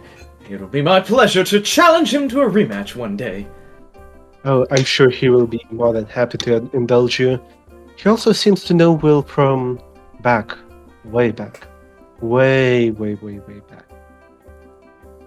How much do you guys know about Vendani Empire? No. Damn, how much do I know about the Vendani Empire? Lyra and Nanto, you're both far travelers, so give me history checks and let's see if you happen to remember much. As far as we're all far travelers except for Ravenous. Yeah. I'm not a far traveler. I have a background. Nice! 6 buddies! 6. Both got 6. The Vindalavi was too far north for my travel. I was much more south. Yeah, so unfortunately, it's you vaguely heard the name. You know roughly where it is, which is it's to north and mostly far to the east. But that's about it. Just an empire. But yeah, rumor has it, Will has been someone important there, and she didn't like it too much. Isn't that the place that Flashheart bought that place? That inn recently? Now that you mention it, yes, the name does check out. Well, if we ever start going there, we can always ask Will for advice. No, on the other hand, given how much info she offered on her life, maybe still worth a check. But I'm not sure if she's going to be too keen. Maybe a bit of a convincing there. Maybe. We'll see. Yeah. In either case, they seem to know each other well. Oh yeah, by the way, I'm still holding the ferret. Oh, that is an important... That is a very important Oh, right, detail. the ferret! That's a bit of a giveaway. So, yeah, I'm just holding a ferret. It's just a snow white ferret. It's just looking around. There's a certain wild look to it. So, in fact, give me an animal handling check again, Ravenous. But there's a certain Why? It loves me now. Wild-eyed look to it. Oh, sugar puffs. 3. Oh boy. Okay. Sugar puffs. It's as you're talking, and she's just like being petting the snow white ferret, and its senses is like looking around. It's looking quite panicked at this strange environment, and it tries to make a bolt for it. You gonna try and grab it? Yeah. All right, give me an athletics check. This isn't the place to be let go, Mr. Ferret. Okay. 15. 15. It's pretty good. It's probably gonna be enough. I'm not going to try to overrule, but from experience, trying to keep a cat in your hands, it's acrobatics, not athletics. Ferrets are pretty good. You can like hold them like by the scruff, and they just kind of go limp. As someone who has owned a ferret, they're also really liquidy when they want to be, like more than cats. Yeah. I could imagine that easily. So yeah, it tries to make a bolt for it, and you just immediately tighten your grip on it, and you're able to stop it from managing to squirm away. It then tries to twist around and bite you, but doesn't quite manage to get through, piercing any skin. It's just enough as a slightly painful nip. But it certainly doesn't seem to be happy with Ravenous holding it.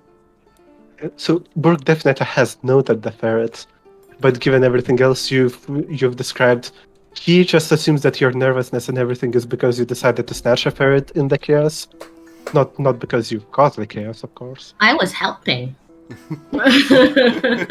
Helping which side? Sorry, what was that? Helping which side? No, but coming back to the question, what were we talking before about the ferret note? Going to Vendani Empire. Yes. Yep. Well, if we ever have to go there, which, well, if Flashheart bought an inn there, we just might. It's going to be good to know those two. They might prove useful. They might prove helpful, rather. As for Xander, he seems to have traveled a little. Not much of a combatant, at least. Not by wolf words. We'll see. So Will comes from a really, really far place. Pretty far from here, yeah. That said, she has been here for quite a few years, I figured. Well, she's known well in the arena circuit, so I'd assume she's been here for a little while. Yeah. Probably best to ask her herself. I'll see when I get a chance. So, Lyra, where have you been all this time? I thought it wise to go talk with the Duchess about what happened with our contact and the information about the Green Marcher. Also, I just added that up. I have no idea. I'm sorry if that's inconvenient. That's probably quite convenient to save us a scene. I was literally sitting here going, wow, they had a session outside of this game. Wow, that's really impressive. So mostly what happens... improv skills. So what happened is Lyra got to the palace. She was indisposed at the time, so he just gave a detailed report to one of the guardsmen, who's then promised that he'll pass it on to... So you don't know what the reaction is going to be like. Would that happen to be the Mr. Rock? Dwayne Rock. Dwayne Rock, my favorite guard. I mean, because he's not... Well, he might have been present, but he certainly wasn't the one writing down notes, because he's illiterate. Yeah. But, yeah, he might have been around. No, it was Karen who's the one who's taking notes. There you go. Okay. So, meanwhile, Will, you went to the bar to go get drinks, I believe? Yeah, is Danny DeFito still giving me evils? No. Less you, more Lyroon specifically. Like he's just sitting there brooding, staring at Lyroon, because Lyroon's the person who actually rugby tackled into the ground. He has no qualms with you. I'm pretty sure Brewer helped. Yeah. Brewer was there too, yeah. Question that I probably should have asked before right this minute, but didn't. Is there a different language that Xander and I speak where we're from? Not or is really. it just common with an accent? Yeah, I mean the nobility, the very high-end nobility would speak something that's known as High Common. Oh God, not High Common. Yes. Which a couple of you have come across before, but essentially it's unnecessarily flouncy language. It's the exact what Will would hate. And she would never deign to speak it. Makes sense. Yeah. Just checking. Okay. Whoa! Sorry, yeah. Yo! There's a dragon in this inn! A dragon! Yeah, it's this guy on a motorbike who just loves driving around here. But yeah, it's because I had to turn off the input sensitivity on Sammy's Discord so that it didn't cut her out for no reason. So yeah, you were grabbing drinks. Yeah, sorry. So, she's just gone with Alexander to grab drinks. She looks back. She's like, "This is gonna be a thing. I can tell." What is going to be a thing? Yeah. What are the sticks it is that Ravenous and Nanto are up to? I don't know. I don't want to deal with it, but I'm gonna. Anyway, never mind. What are you having? Some fruity, expensive, I'll bet, huh? But of course. Yeah, what is your sweetest wine that you have on offer? And he's like leaning over towards the barman, he's looking over, and then he just like mutters under breath, I suppose that makes you the mother of the group then. Well, probably like that. But no. No, you know what? I think I'm gonna reject that title right now. Yep. Tough love really isn't enough when it comes to these guys. They didn't even have a healer. How did they stay alive this long? Never mind. You know what? Forget it. Let's just get your downborn. Well, healing only matters if you take wounds, but yes, it's certainly they look to be. And he just like glances back, and it is very... Ravenous is dancing with a raven. It's like this blue-skinned tiefling is like trying to wrestle this ferret. There's this hulking hobgoblin with an entire armory on his back. Nanto in his brightly coloured robes, like standing there and just like probably shooting confetti for no reason.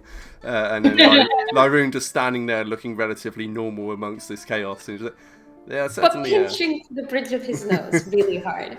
Certainly a diverse group of individuals. I can see why you wanted to take care of them at least. And on that note, Xander probably can tell that Will's not at her tip-top. He would have seen her fight, whether he likes to or not.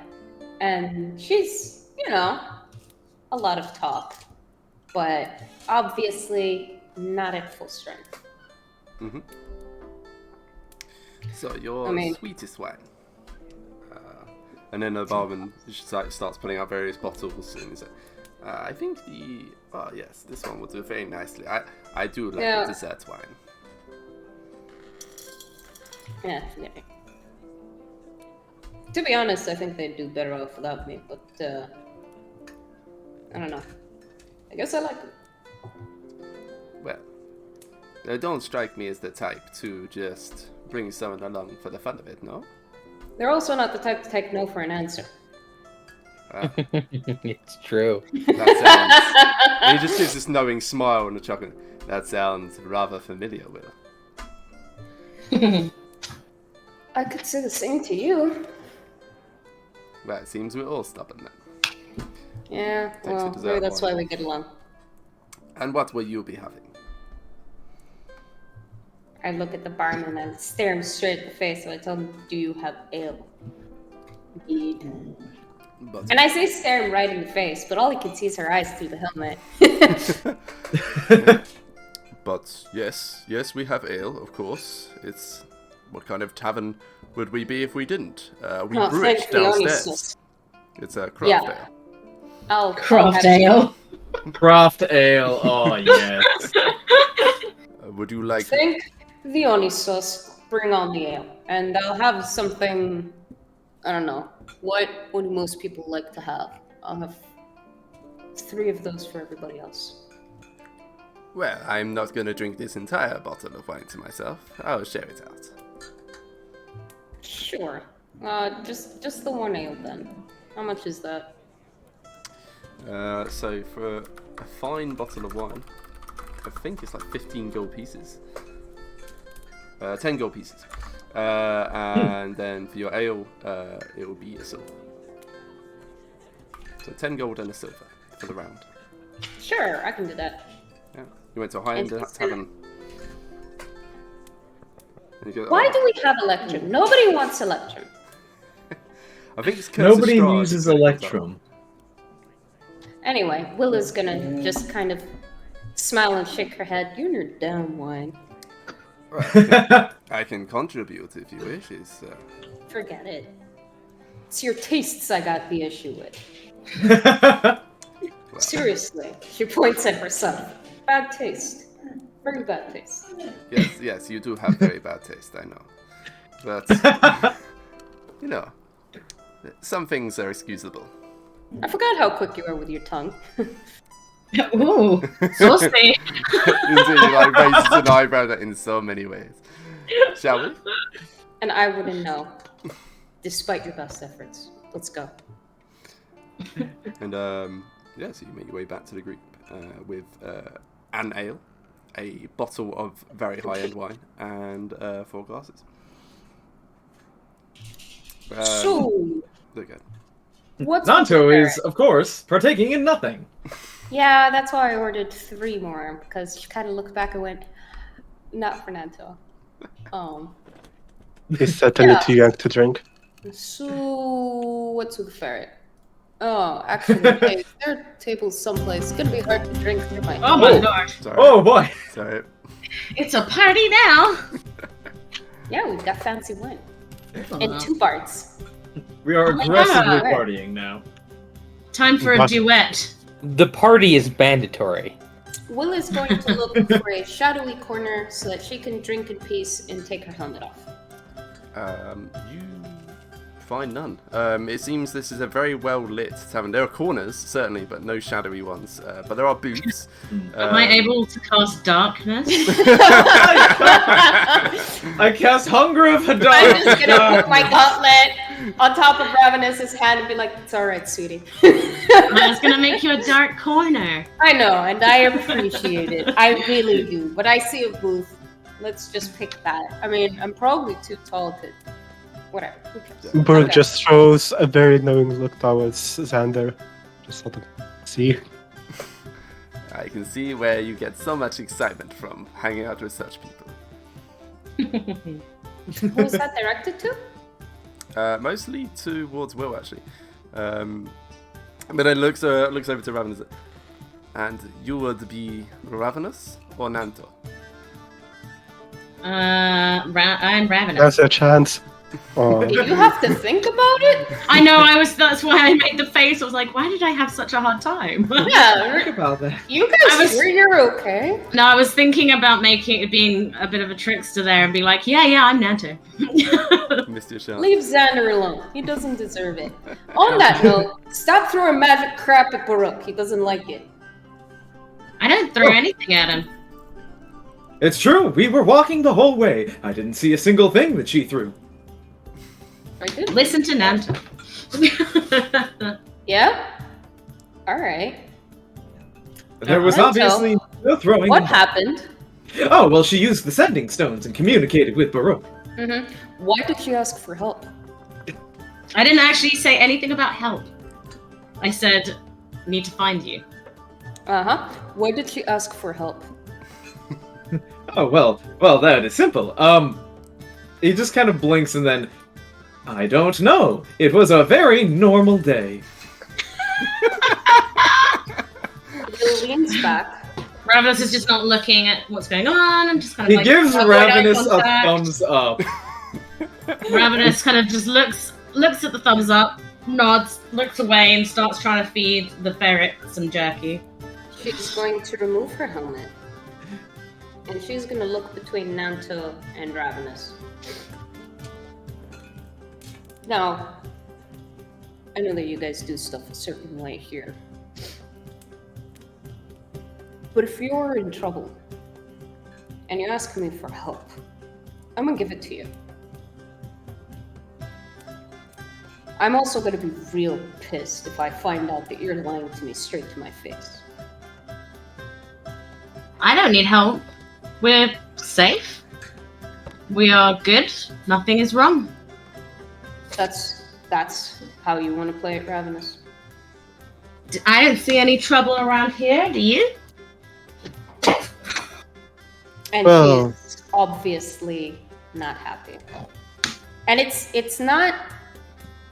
I mean, I don't know. How insightful is Ravenous? Is she insightful? Average. Wisdom 10. Average. Okay. Well, it's very you and me kind of a feeling rather than, oh no, what did you break? And then you interpret that however you wish. Give me an animal handling check for your ferret, by the way. For the ferret. I feel so bad. And she's gonna, sit tight because, Ravenous says, I don't see any trouble around here as she's handling this ferret. How does the ferret? How is ferret looking? I'm finding out my game D&D Beyond froze. I just need to do that again. Right. Oh. So That is a 19 on the animal handling. Yeah, so there's like a slight squirm for a second, but then you just give it a slight petting and scratch behind the ear, and it seems to immediately sort of melt into your hand and just be settling down at long last. How does it feel about the jerky? Oh yeah, it was pretty happy with that and starts devouring it. Oh, at least you don't have ferret jerky. No, you don't tend to find many of them on the streets. Oh. So yeah, this beautiful albino, and you would recognise it from yesterday when you were at the fair, but yeah, No, you don't. No, you don't. No, you don't. No, you don't. I mean, look, Will's not stupid. She's actually smarter than the average adventurer, apparently.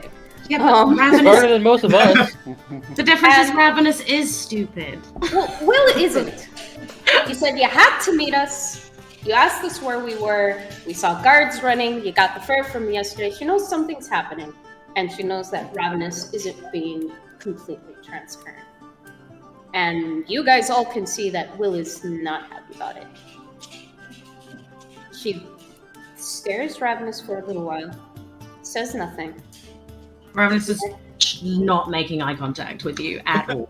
She is trying her very hardest to keep her eyes away from yours. And she will eventually turn back to Nanto. What about you? Oh, what about me? You're gonna look me in the eyes and tell me that everything's fine as well? Oh, I can do that. Everything is fine. Right, but is it? Oh, of course not. Yeah, see, I think we all know that. So, Nanto, when the Tartarus is going on, what have you guys been up to? Oh, well, that does put me in quite the pickle now, doesn't it? Yep, I bet it does. Crosses her arms and stares at Nanto. Well... And he just looks to Ravenous and like... I'm gonna put it this way. You can either lie to me, or you can tell me what really happened, and I'll figure out why in the hell it is that you guys bothered asking me to join you in the first place. Well, to be honest, I did not know that we were asked for help. All I knew is that, well, Ravenous seemed to communicate with you. I figured it was just telling you about our great success. Doing what? Having fun! Ravenous, it's one thing you deciding to lie to your so-called friends. It's another one asking other people to do it. I would never ask Nanto to lie. It's true. All she asked was to keep a secret. Zone of truth. I'm done with this crap. Zone of truth right here in the end. I don't even care. Alright. Like Xander's just watching this and is just like amused mostly at the situation. But yeah, Nanto was told to keep a secret. Yeah. And now he feels bad that he's being called out on lying. I'm being lied to straight to my face. Paladin not happy. You're not lying. You're just not revealing the truth. AC 14. Okay. So was that Constitution? Charisma. Oh. Yeah. I hopefully will get away with this. Yeah, so You won't, because I'll know if you pass. Yeah, you know if they pass 25! Oh. but they'll definitely. I suppose that also includes me and Lyroon in it, right? I will say, even though I made the save, I think I will willingly not make the save. 24. There you go. Let me just roll for Xander as well, actually. The problem is, now that you've put him in a zone of truth, now he sees it as a lie. Yeah. No, now he sees it as a game. To tell the truth without telling the truth. Exactly! Now it's just a fun game. Oh wow, Burek.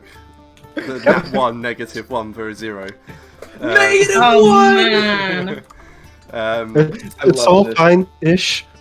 Yeah. Maybe. Saving face. So yeah, Xander passes as well.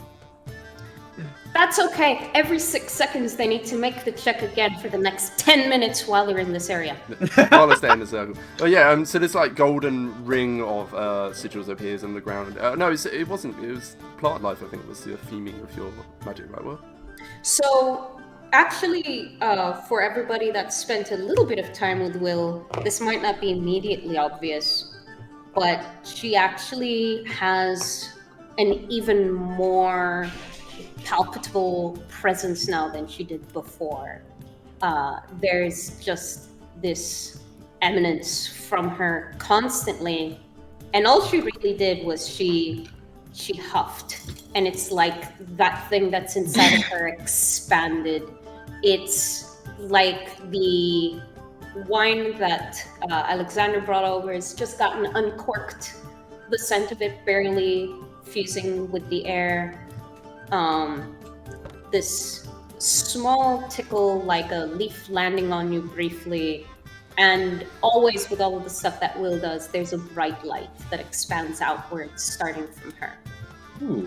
You wouldn't perhaps describe this as an aura, would you? I would, in fact, describe it as an aura, but I was very intentionally trying to avoid that specific word. Okay, that's on this level. So yeah. No, she has an aura. Aura of protection comes at this level. Oh, cool. Yeah. She then gets another aura at the next level. That's when she's back at full strength. Yeah. So yeah, not aura. Spreads out. Not aura. And all but Ravenous fail to. Well, Ravenous and Xander actually. Xander doesn't fail either as a bard, but he chooses to fail. It's not got anything particularly to hide. And yeah, so you would know in your mind that Ravenous is not failed and is able to give it 6 seconds. But yeah, as this materializes in the tavern, you'd see more than one patron looking over towards your booth, confused as to why there's zones of truth being slapped down. Suddenly, the cheating partners who are denying that they've done anything wrong suddenly tell their partner everything they've done. Well, it's the thing. So you just very quickly start looking for a different tavern. Yeah. Zone of truth, the way it works, if you fail, anything you say, you can't lie, but you can. You can not say stuff, yeah. right? You can not say stuff, or you can say, I wouldn't have thought I would have done something like that. So yeah, you can get around it. So lawyer speak is still game. Yeah, exactly. But yeah, so Xander's like, I can see that you have a very direct way of things still, Will. Perhaps they were just trying to find a surprise for you. In what universe? On what plane? On what plane of existence? And he just like holds his glass up and gives it a little shake. Oh, who knows? It comes in all shapes and sizes. They certainly don't seem to be. And he just like gives Ravenous a shrewd look for a second. They don't seem to be outright bad people. I doubt. Has it been 6 seconds? Yeah, go ahead and resave Ravenous. We want what? You have to resave every 6 seconds you're inside the circle of truth. Me. 15? Yeah. Oh. All good. What do I have to get to pass? 14. Oh, okay. So you roll an 8 or lower, you fail basically. So yeah, he's like, well, don't seem outright evil at least. No, of course not. If they were outright evil, I would have, fought them myself. I would have punched them in the face by now if they were outwardly evil. Yeah. Yeah. Wait, is Burke evil? Yeah. No, I'm sorry. No, that was a window. It's totally different. And he just glances over to Lyroon. I'm sure It's also a lifting by the tusks.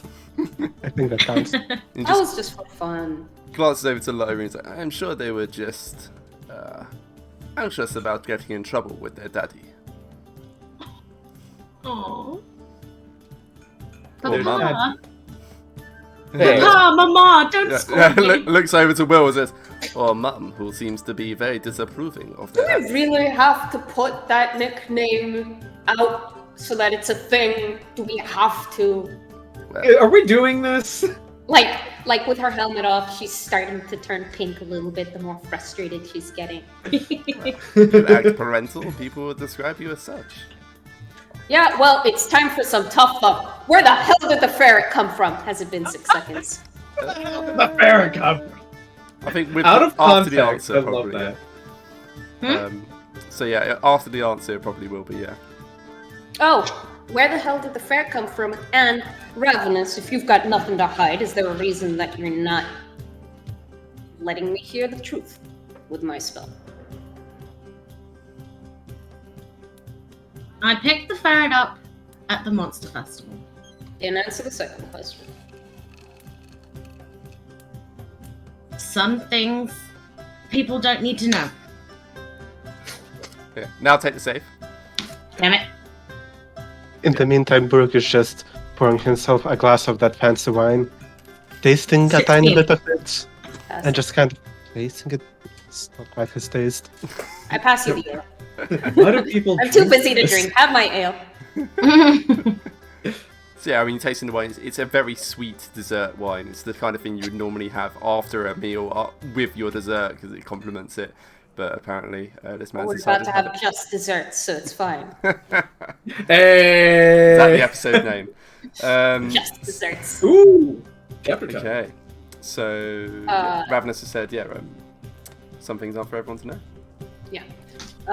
Brooke, I haven't touched the ale yet, so you don't have to worry about germs or some crap disturbing it. Here's to that.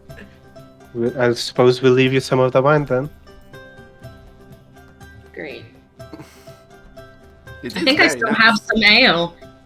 I'm gonna try and sort of ease the situation. It's not gonna work, but I'm gonna get one of my nice ales out, and I'm just gonna go, "Here, Will, you seem thirsty." I don't think you understand me.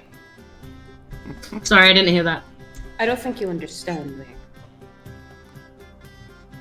The thing is, if I can't trust you, why would I want to fight with you? Nobody knows everything about each other. I'm sure there are things that you wouldn't want me to know. If there's stuff that you can't trust me over, then we'd go our separate ways.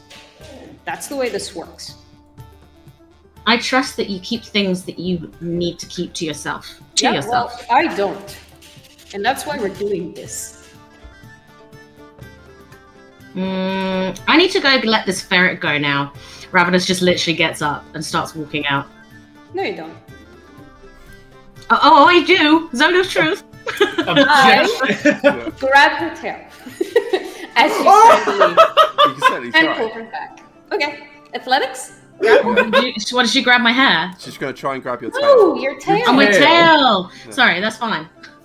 Either's fine. I'm not gonna grab you by the hair. Oh, yeah, that's off limits, but the tail is that's fine. fine. That's fine. That's only a 13. So if you want to contest it, Ravenous, it would be acrobatics or athletics, up to you. Also, maybe another charisma save. I don't know. It's probably about Ravenous doesn't take well due to the past having her tail pulled. So Ravenous is gonna have a bad reaction, turn around with a primal savagery and swipe. Oh my gosh! Jeez. What? Oh no! It's a visceral reaction. It's not a thought process. It's a visceral reaction from stuff in the past. Okay, fair enough. Fair enough. Okay. I am so sorry. I feel awful. But in character, this is what she would do. You do also fail the charisma check. Oh, I'm aware. No fighting. So only with one hand because I'm still holding the ferret. Priorities. Of course. How do I? It's to hit first. So it's a melee spell attack. That's a 10. No. Whoa! Absolutely Natural not. Well, So, thank goodness. Yeah, so she turns around with a snarl, and the claws extend into sort of acid dripping, and then just scratches down across the front of your armor as you yank on her tail, trying to stop her from getting away. Do you say anything, Ravenous? No, she's kind of shocked. She doesn't have anything to say. It's a very much a get off reaction. Okay, so probably more across the arm that's just holding the tail. Yeah, exactly. Will is just staring you down and holding your tail. Nanto is I could hunger of Hadar right now. Do it. Nanto is I can't. Fight thoroughly me. surprised. We're still in the middle of a drink. So Ravenous has kind of come to her senses there. She says, "I'm sorry, I didn't mean to do that. It was just an instinct. It was a reaction. I'm sorry." Oh, I don't very much like this game anymore. Oh. But she did fail, so what did. she is saying is It doesn't true. matter. I drop Zone of Truth. Oh, really? Go of her tail. This music is wholly inappropriate. It's so inappropriate. It's very inappropriate right now. I'd rather have nothing instead of this right now. I'm sorry. I haven't So- been listening at all. Will, Music. this is what I will do. She's staring Ravenous down. She apologizes. With the same unyielding look, Will stubbornly lets go of the tail, drops Zone of Truth, and tells Ravenous, "You want me to trust you? You want me to respect you? Trust and respect is earned,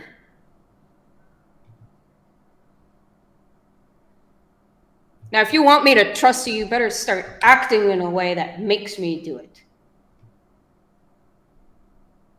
I don't want to say anything that could get me pushed away. And she just turns and walks out. Pushed away how? She doesn't Don't walk away from me, Ravenous. She's not answering. She's continuing to walk. No. So I guess that's it about trust then, huh? Doesn't say anything. Gives me my answer. She sits back down and takes a cup of the wine and drinks it. Nanto's eyes are sad. No, they've turned blue. They're like, instead of like normal circles, they've got like, you know, slanted eyebrows where they're like, oh. Brooke is just kind of giving slightly anxious looks towards both Sander and Lyroon. Did we do something? No, forget it. No, I didn't want this to happen. And yet it did. Mm-hmm. I don't like this game anymore. This isn't a game, Nanto. I thought you guys were in trouble. I was worried about you. This is the things I bet? Shows the scratch marks on her armor. Gonna have to buff that out. Sorry. Well, she's not here anymore, so I suppose I could tell you everything then. Would that make it better? I'll tell you the same thing I told Ravenous. Like her pauldrons are, you know, slumped. She's slouching in her chair, and Alexander would know for what it's worth that it's all very intentional. Like anything but sitting nicely it takes conscious thought. Nanto, I gotta be able to trust you. All of you. It's hard to do that if you're lying to me. I just thought we were engaging in a bit of silliness. A good old game of secrets. So far, anything you guys have asked me, I've answered. They haven't asked me a lot. She explains to Alexander. Well, perhaps if they knew a little bit more about you, they'd be more inclined to share everything. I know certainly I have kept one or two secrets even from those I travel with, and I've been with them for months. That's because you're a bard. Oh, that excuses and a tiefling isn't different? That excuses everything then? Looks No, at absolutely Nanto, not. who is You also should a be bard. honest. No, absolutely not. You should be honest with the people you're with. I'm just not surprised you'd do that kind of a scummy thing, because, bards, man. Well. But I'm getting distracted.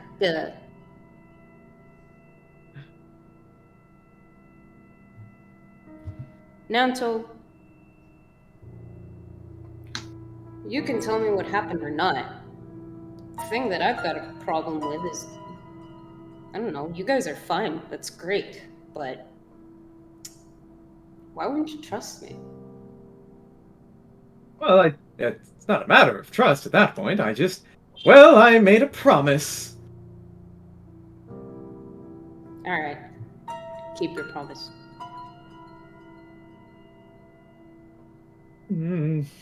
I don't like this. This doesn't feel like it's resolving itself, does it?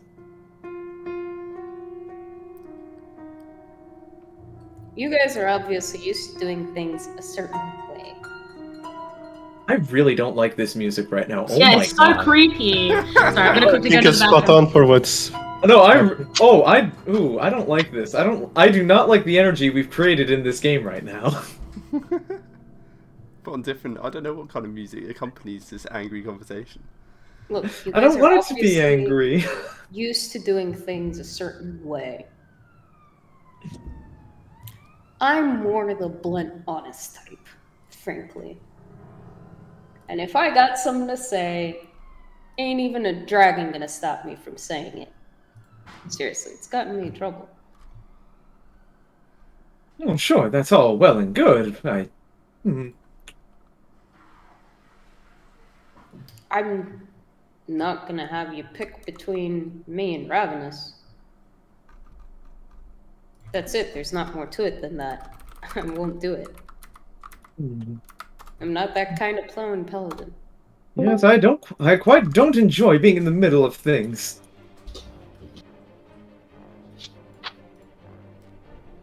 Still not. Nanto just doesn't know what to do at this point. He's sad. So Xander just leans forward.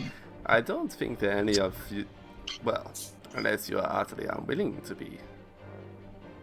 It seems you know that Ravenous is mischievous. You had suspicions already. From what I can tell, it's just a case of, are you, well, they don't want to get in trouble. So again, I don't understand. What? This is Flair. I didn't hear the last part. What trouble? Yeah, it's that they don't want to get in trouble, essentially. You know, I'm just going to change the music. Oh, trouble follows me wherever I go. That's a constant in life. Yeah, I told you guys that about me, too. So... But I feel as though she's taking it a bit more, personally, I guess. Maybe something to do with that whole, blasting you thing. Yeah, not too happy about being clawed up. But, I can handle it.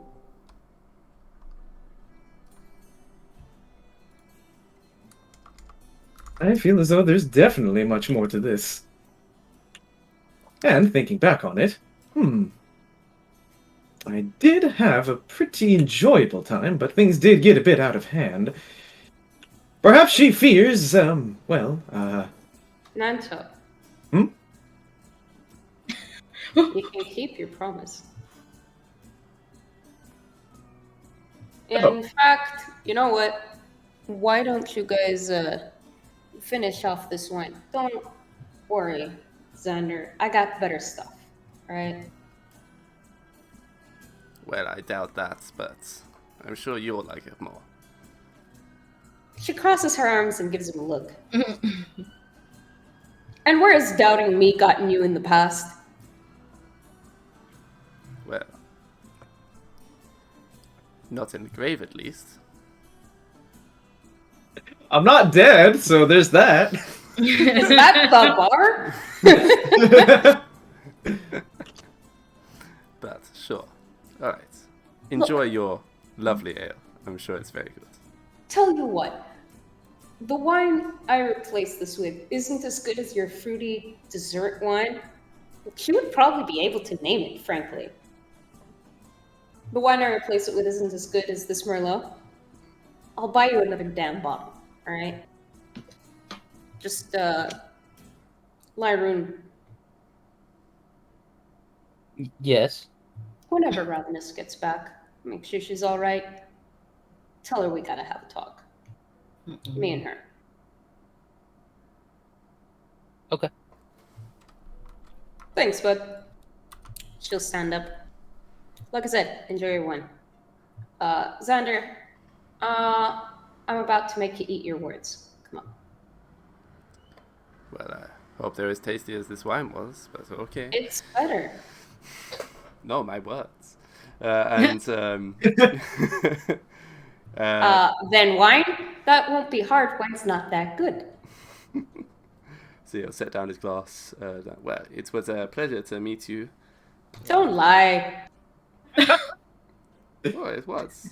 I mean, what happened there wasn't nice, but it's a pleasure to meet the people that you have been adventuring with. Brooke, Nanto, Daddy Low. I take it we'll meet again. Don't call them Daddy, please. Daddy Low. I can see why they need such a character. Well, until our paths cross again, if you happen to be in Waterdeep next week, I'll be playing.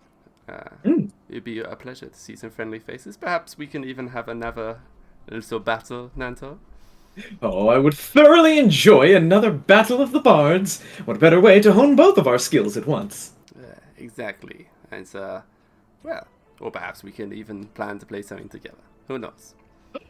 Duet! Oh, well, what fortuitous circumstances. That would be quite an experience, I think, to co-write something with another man. Oh, my goodness, another bard in the room. Well, that would be quite the... Oh, man, I have to get ready. I'll prepare everything I can. And he's just overwhelmed that someone would want to duet with him. Yeah, he's just sort of backing away slightly at this massive over-enthusiasm, wondering if that was the right call.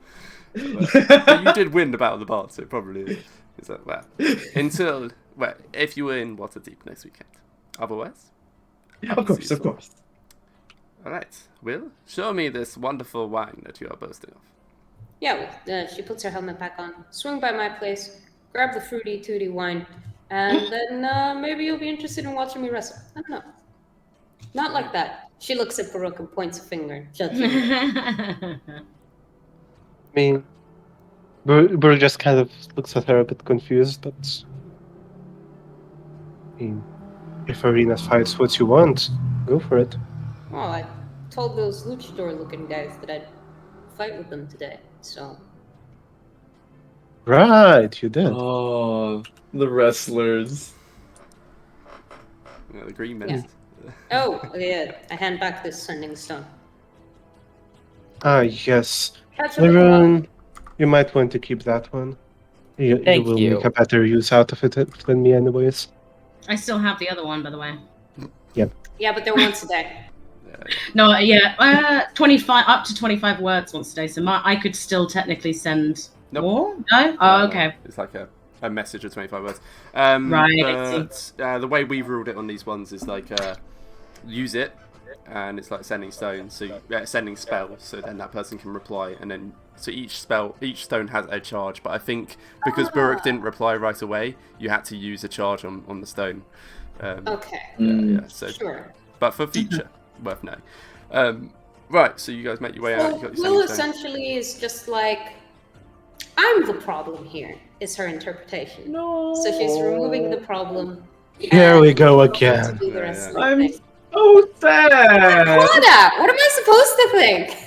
She didn't want to tell anybody though. Like it wasn't just Will. You were just the one asking. This is just Winter's interpretation. Yeah. Fair No, enough. no. Put something I'm on just it. caught in the middle, and I hate it. I'm sorry. You made your choices. You made your bed. Now you lie in it. So, meanwhile, outside. Sorry, I made the bed for him. I apologize. Yeah. He is responsible for his own actions. Paladin logic. Carry on, DM. So, meanwhile, while they're getting up and making their way out, Ravenous. So you stormed out, ferret in hand, tail possibly slightly sore from being yanked. What do you do? I am making my way to a wooded area to let the ferret go. Oh, okay, cool.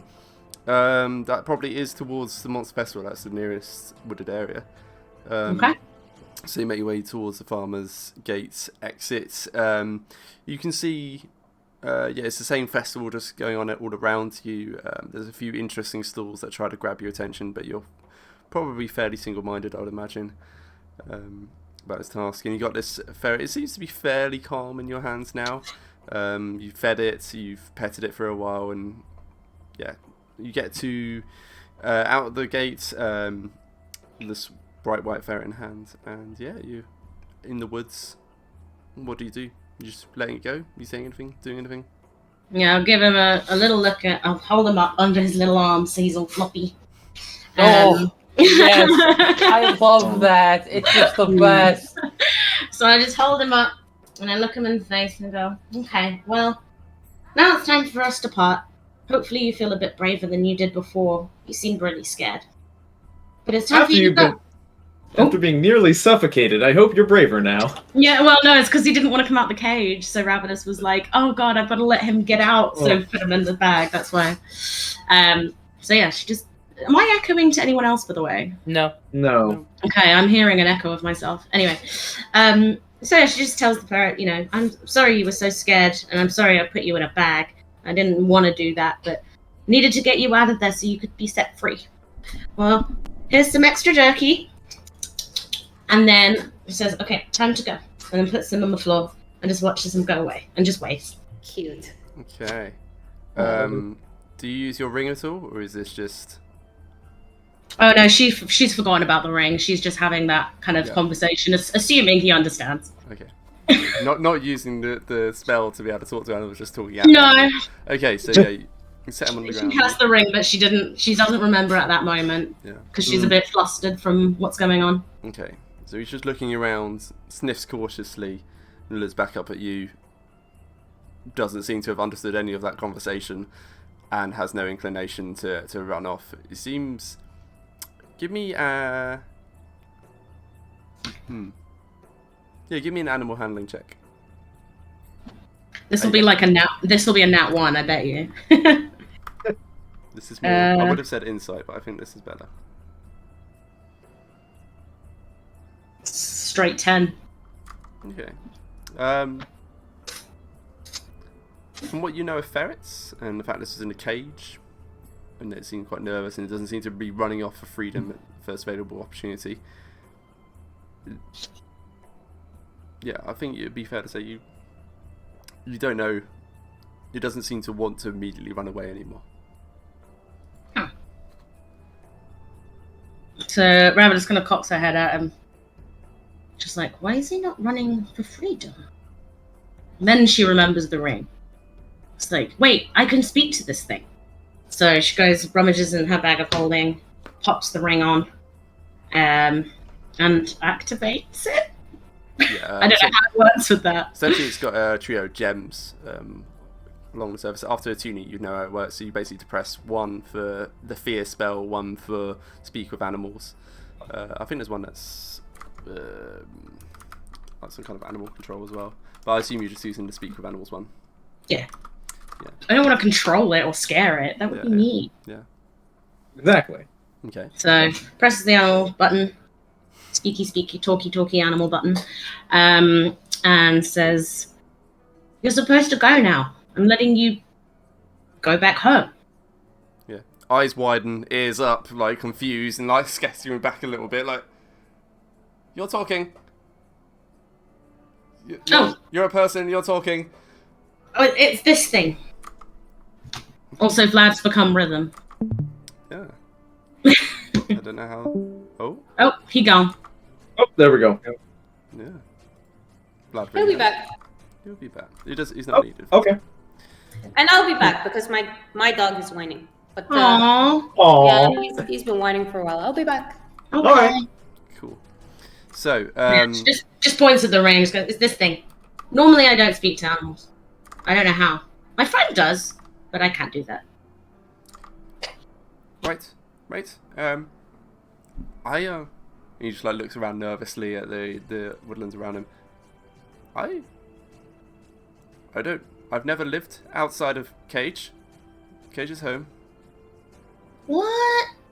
You've always been in the cage? Cage is home. Cage isn't home. Cage is prison. Cage has food. Cage has warm. Cage has man. Cage is safe.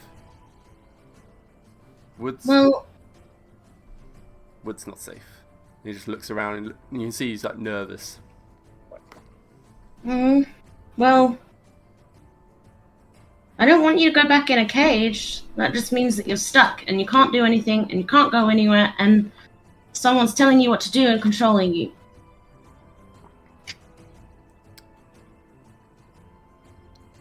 But Cage is home. And he just looks confused just at the whole concept of this conversation. It's quite a lot for this ferret brain to handle. I imagine. Yeah. Cage is home. Cage has food. Cage is safe. I could keep you safe. More meat snacks? Rummages in her bag.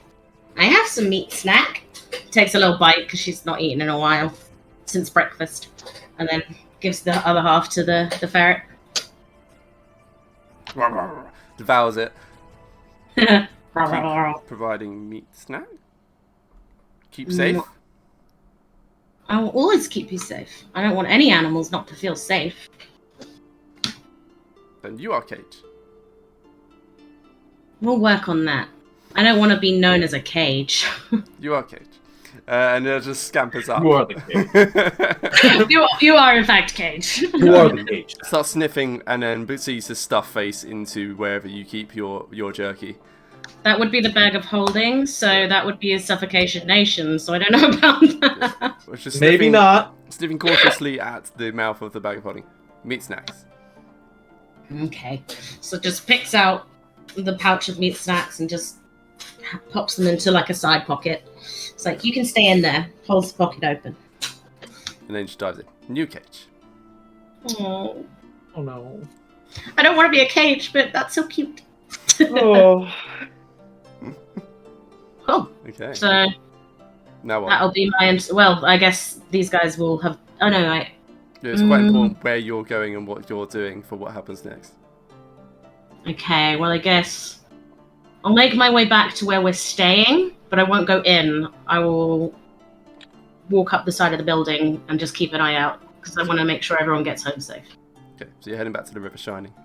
Yeah. Cool. Okay, so Will, meanwhile, you are making your way out of the Lady Luck, promising to find a bottle of wine. So you're going to take Xander back to your upstairs flat above the blacksmith parents' place. Yeah, I'm not so sure that this place is for you, buddy, to be completely honest. I mean, like, you're welcome, but you've got kind of fancy tastes. What, you don't want me to see where you live? Dude, I don't care. I'm saying you're a snob. Come up if you want, stay down here if you want. You're gonna get wine out of it either way. Well, if that is what you think, then I shall stay here. I will imagine. Snob! She's already going inside. Imagine the slovenly nature of your home. Although I have no doubts that your bed is ostentatious. Pokes her head back out the door. Why? Oh. Why? You are a lady of few secrets, but even I know that one. Have you been in my room? No. Did you go to my parents' place? No. How dare you accuse Places me you're of not such a... supposed to. She like pokes him really hard on the chest. Where have you been, sir? No, just certain stories travel around the courts, you know? You're gonna have to tell me. Come on, whatever. Know the truth. It's not the truth. I'm out of second level spell slots, unfortunately. Yeah, I wasted your last one. Sorry. It was interesting. Yeah, so she goes, whatever, come upstairs, I don't care. It's not quite a mess, unfortunately, despite Will's best efforts. We have someone to blame. She has kicked over the box of tools because that one was bothering her. The rest There we of the go. room is in a relatively good state because that's how the others left it. Yeah. He just looks around and he's like, well, you have certainly gotten tidier. No, I haven't. That of the group decided to clean my... We're not calling him that. Lyroon. Lyroon cleaned the room. Ah, your dad cleaned your room for you, I see. And he just looks over the bed and starts laughing. As I suspected. Yep. Laugh it up. Go on. She looks really embarrassed, but she's trying to act tough. Just wanders over and starts bouncing on it. Just like me. I walk out the room and lock the door. Are you sure you want to keep me in here? I go downstairs. Okay. I'll just tidy your room for you. I go outside and I stand underneath the balcony. I whistle up. Hey! Come get the wine, you snob! He just comes over to the balcony and just... And I put my arms out. Oh my god. I am not jumping down. Do you know how expensive this loot is? Well then, you better hope I don't drop it. Well, luckily for you, I have other ways of getting around. You sure you haven't been to my room? Because you're acting real suspicious. No. How dare you make such an accusation? I know some creeper going through your bedroom. No. That's exactly what I'm accusing you of. It sounds like you're some creeper going through my bedroom. You didn't just threaten to clean my room in my, in the lack of your defense. And you just locked a man you hadn't seen for a year in your bedroom. Yeah. Who's the creeper here? Yeah, this is my fault, mister. I can get around. Come on. No, I mean I can get around. And then he steps to the balcony and strums on his lute and leaps. And then proceeds to fall slowly to the ground. Would you say he falls like a feather? Like a feather. So yeah, he literally drops about and then just suddenly slows and just gently falls down to the ground as he plays. There's a little bit of light applause from the crowd around as they watch the bard come down from the balcony. At first, she's a little bit annoyed, but then she's like, alright, that was pretty cool. Well, you have to have some tricks up your sleeve. Yeah, you've learned a few more since I saw you last. Still not too sure about those rumors you're talking about, though. You're gonna have to fill me in. What, do you have an ostentatious bed? The sticks am I worried about anyway? Already got a load of infamy. Well, mostly it's what I already told you. So your family sent you off packing to adventure. And yes, you will miss your comfy bed at home, but I see that you found one out here. Or is it the same? Did you bring it with you? No, I didn't. How was I... carried the bed the whole way on her back. How? What? I'd say you need to get out more, but... I can't believe that black dog would have the audacity... And the angrier she gets, the less her accent shows. The audacity to actually perpetuate that rumor that he was the one that had the brilliant plan to send me off, to equip me properly with my grandmother's armaments. God, it just makes me mad. I'd like to smash whatever the nearest thing is. I don't. Smash thing. Yeah, I don't know what's close to me. Just... I cast Smash Thing. I cast Smash. Oh, Muscle Wizard cast this. I love Muscle Wizard. So yeah, there's a stall nearby with a load of clay pottery. Yeah, smash pot. So yeah, is there any rupees inside? Yeah, any rupees? Maybe a heart. And there's this like a portly woman wearing like a clay smeared apron. And she had been sitting like making the next pot. It's like seems like they make them for you, and then there's a bakery behind her that she's gonna get fired in. And she just, well, you'll be paying for that, young lady. Or man. Helmet on. She might not know. I was gonna say, yeah. Yeah, in fact, you'll be paying for that, young man. Yeah, fine, I'll pay for it. Why not? I'm the one that earned all the gold that I've got. You hear that? I earned it. I fought for it. How much is the pot? Less than 120 gold. 5 silver You could literally pieces. say anything at this point. Also, I just realized that my camera wasn't on. Oh, yeah. Yes. Yeah. There we go.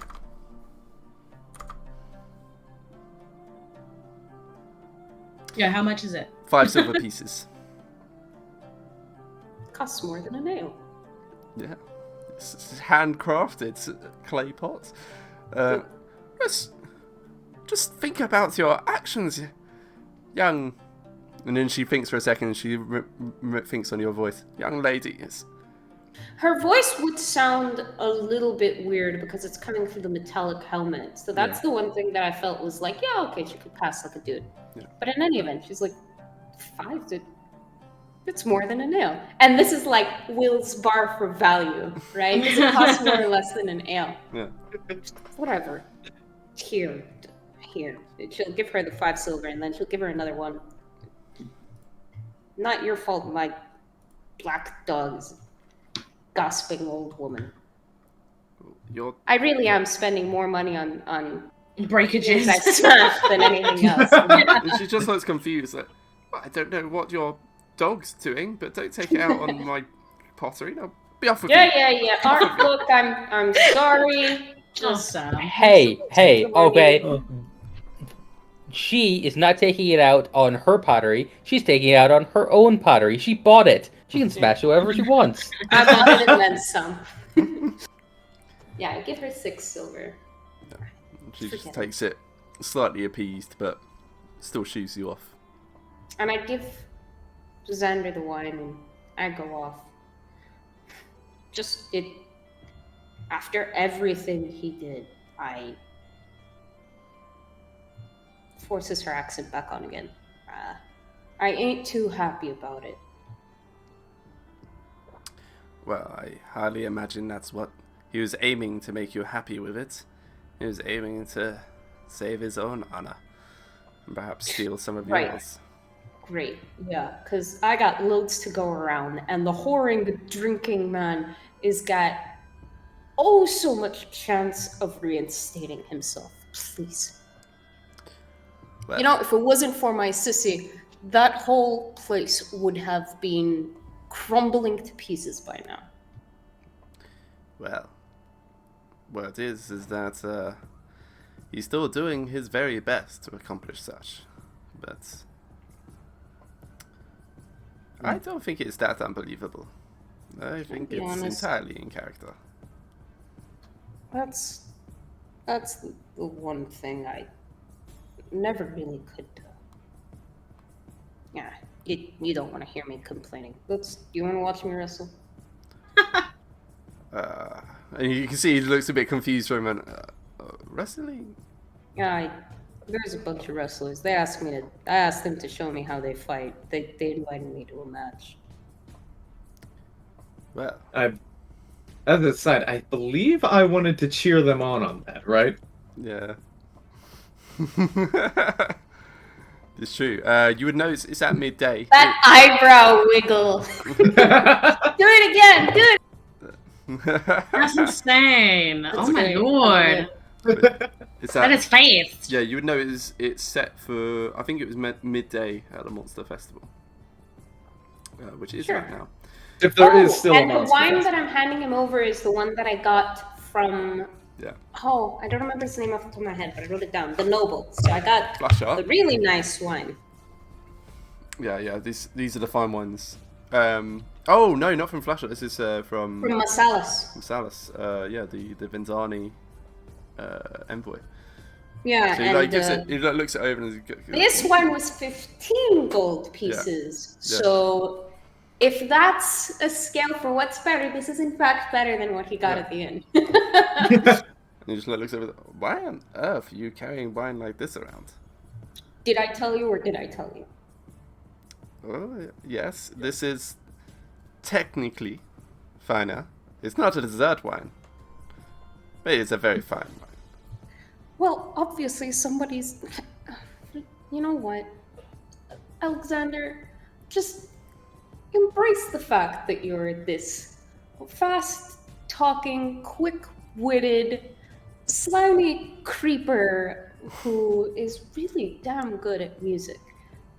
You don't gotta be upping up the whole noble crap, seriously. Dessert wine goes with dessert. It's not something you have for brunch with people for discussion. No, but I prefer sweet wines. He just gives a simple shrug. But I will take your your complimentative insult in hand. Well, it's her way. It's everything Will says. Personally, I entirely disagree with Will. Really. I mean, sure, but wine is wine. I also like drinking sweet wine. Yeah. But so does Sam. Anyway, if I get to see you wrestle, do you require oiling first? Oh God! I punched him. And he sort of rocks on the blow, like staggers to the sides, and then gets himself back on his feet. Try again. I suppose I deserve that one. But for real, you were wrestling in your armor? Yeah. I'll pick him up by the scruff of the whatever and lift him back up onto his feet. It doesn't feel... Well... I will look forward to seeing how you are able to move and such. I've never wrestled before. I asked them to show me how they fight. Yeah, I'm gonna wear my Gramsci's armor. Well, we'll see how that goes. So yeah, by this point you'll be reaching the Farmer's Gate. I think you probably would have. Well, Ravenous, are you trying to? You would. Yeah, actually, I'll just wait for her to get headphones on. Ravenous, you would see Will and Xander making their way towards Farmer's Gate. Would you try to avoid them? Am I not on top of the river shining? Timings wise, you probably would have passed on the way. Ravenous panics and makes herself invisible. Cool. So using the last of her spell slot. Yeah. Oh my god. Okay, easy enough. So yeah, you'd see them walking. You'd just see Will like sock Xander in the arm, and he sort of staggers her to the side. But yeah, she's invisible, so Will, you don't see her. So yeah, you were making your way out the Farmer's Gate, and yeah, you're just following that familiar path over towards the Monster Festival. You see maybe a dozen people coming back from the Monster Festival. It's a bit more traffic on the road coming away from it. There doesn't seem... There's 1 or 2 people coming the same direction as you. I look at Alexander and I'm like, want a lift? this is like what she does for people when we're in a big crowd if they can't see over, she puts them on her shoulders, but it feels a little bit weird. No, I can see just fine, thank you. I more want to see what your friends have been up to. We talking about the wrestlers still? No, I'm talking about... Just listen out for a moment, eh? And as you're walking, you can hear there's 1 or 2 people gossiping on the way back from the Monster Festival towards... God damn you, Xander! And so you're able to catch a couple of snippets of people talking. Apparently, a flaming horse leapt into the sky and vanished from one of the cages. Would I know what that is? Is it a monster you fought? Yeah, is what you're asking. Yeah, I don't think you'd have. They're not particularly common, but you might have read of it. Give me a history check, see if you've read of such a thing. Okay. Because noble studies. It's like the Pokemon I don't remember the name of. Rapidash? Flareon. Yeah. Isn't Flareon the cat? I was gonna say Flareon's the tigery one, right? No, that's an Eevee evolution. That's an Eevee evolution. You're right. Anyway, so 15 history. Yeah, you can make a guess that that's potentially 15. Yeah. You have a vague idea of what that is. You don't know any of its characteristics, but you know that it's some kind of horse. Fiendish. Yeah, that's what I'm wondering. Does the paladin know that this is an evil thing? That's not that's necessarily what I'm that it's evil, but certainly that it's. Well, are all fiends evil? Actually, it's raw. Forgotten Realms 5e. Things that are evil. Things that are good.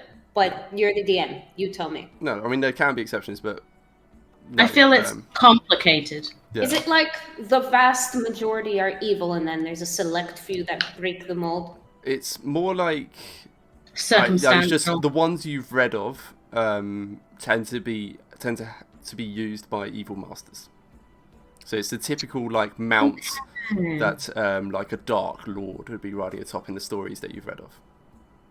Okay, cool. Sure. So yeah, that's the only flaming horse that you can think of. I really hope that that's not what I think it is. Yes, it seems your friends have an interesting taste in things to release. But hang on, no. Ravenous never said anything about releasing anything. She said somebody released some stuff and it was great. We're listening to the gossip. Yeah, they're listening to the gossip though, but yeah. That's what I do together. It's the same as what I'd said. Yeah. It seems your friends have interesting activities they get up to. Man, I mean, okay, sure. So,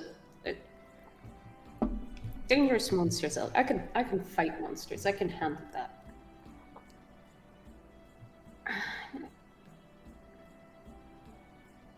Fact is,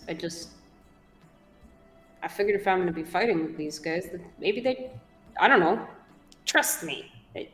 You know, if you're going to unleash a big giant monster out into the world, at least take me with you. You know?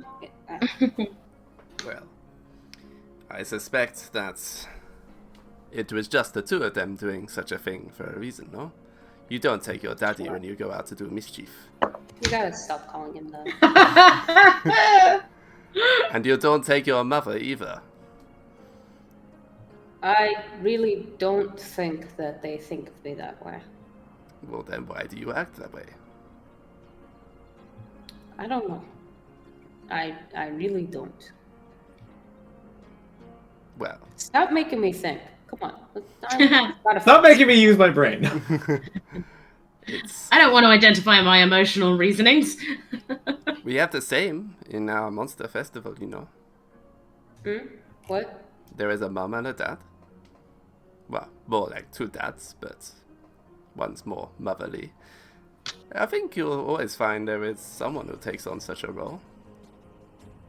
Look. No. I don't know if this is a figure that exists, but Will follows the Greek gods, so maybe? Socrates says the best punishment for great leaders is to be led by unfit men. Maybe. I say, leader ain't worth squat if people don't want to follow.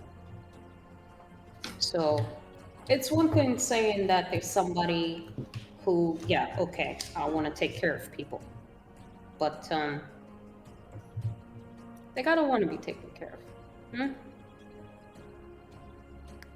Well, perhaps they want to be taken care of, but on their own terms, you know?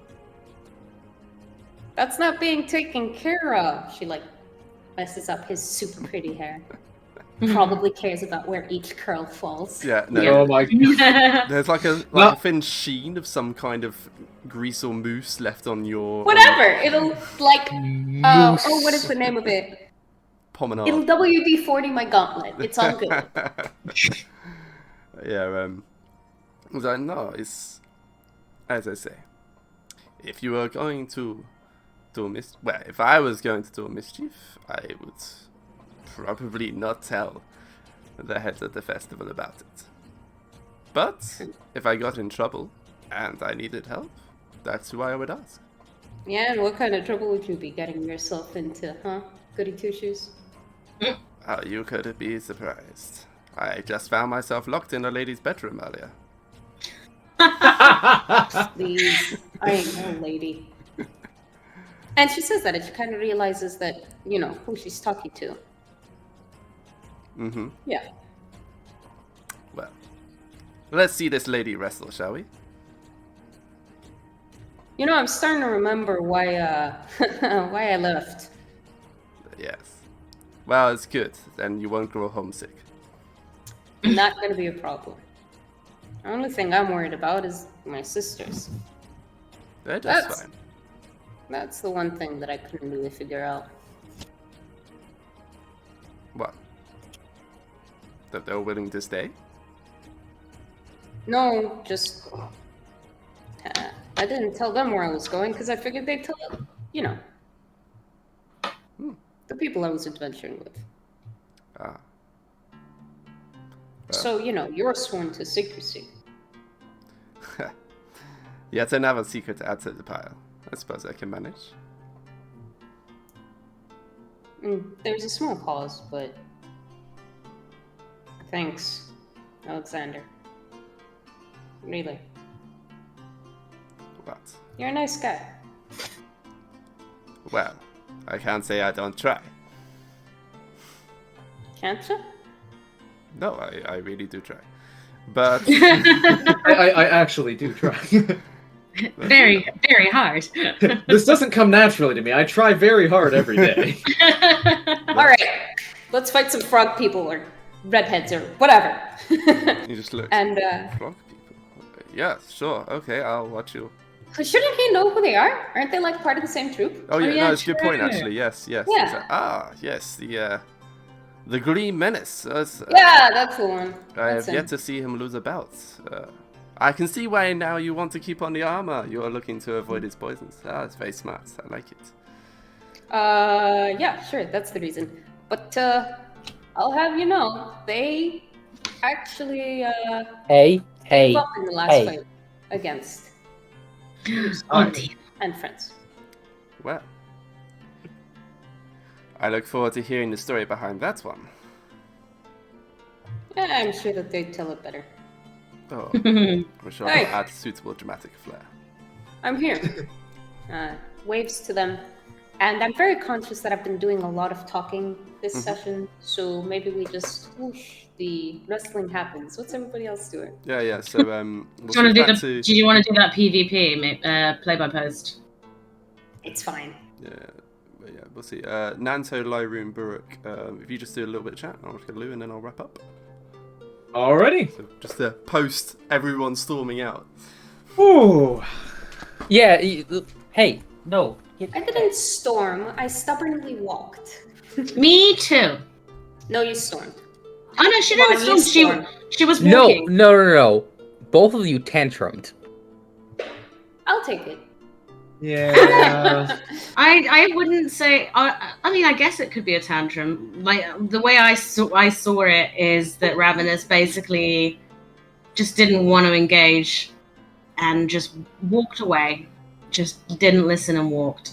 So what are Lyroon, Nanto, and Burke doing? Burke's So, Lyroon is sipping his own drink. The fancy ale that I got out for Will may still be there if anyone wants it. Lyron was at the bar before all you guys, so he had his own drink. Okay. And is looking at Nanto with a bit of not quite mad, I'm disappointed. Exactly No! that. He's not pushing or anything. He's not asking him to talk.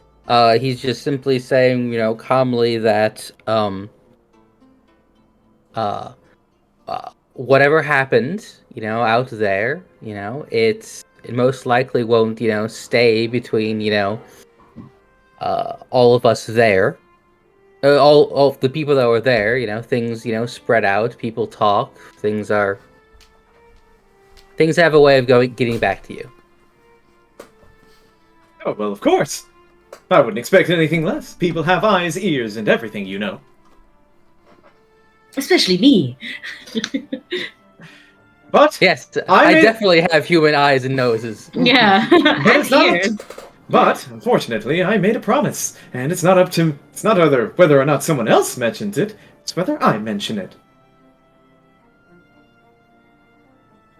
And now I fear I've caused a big stir, it seems. I wouldn't put all the blame or almost any of it on your shoulders. No. There are some stubbornness in this group, with all of us, each of us wanting to do our own things and just our own things, but sometimes we need to work together. Oh, and that's what I did. I worked very much together with Ravenous, and it was a perfectly normal day.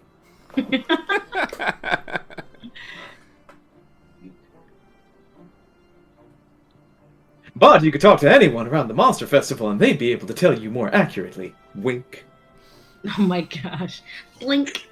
Please tell me you actually say wink. He says He wink. does. Yeah. Oh, it's so good. Delicious. What's Burke doing? I was muted all this time, but yeah, Burke's not doing all I've been muted for an hour and a half. No, not that bad. But yeah, Burke's kind of finished the drink as Will left. Just goes, well, do you reckon we're in for another round of trying to convince Will she does want to stick with us? Oh, do we have to play that game again? I didn't like that one either. I tell you, for all the games that you have in this society, you don't play very fun ones all the time. There may be an interesting, part of that. We may not have to convince Will to stay with us. We may have to convince Ravenous to stay with us. No? Really? And My, well, that is an entirely different guy. I was unprepared for that one. And how eager are you to win that one? Well, it does depend. While I'm not as outwardly angry at Ravenous for lying to us, I am not pleased about it either. Look, she's a capable fighter and her right's in the right place. She's got the Forge badge and all. But you can't deny the fact that every single time we got into trouble with Duchess, guards, or whatever else, Hey. it was her at the forefront, wasn't it? Hey. Apparently Odin's being a naughty boy. It's Ravenous. She's in the background. I'm actually in the States. I'm poking his butt.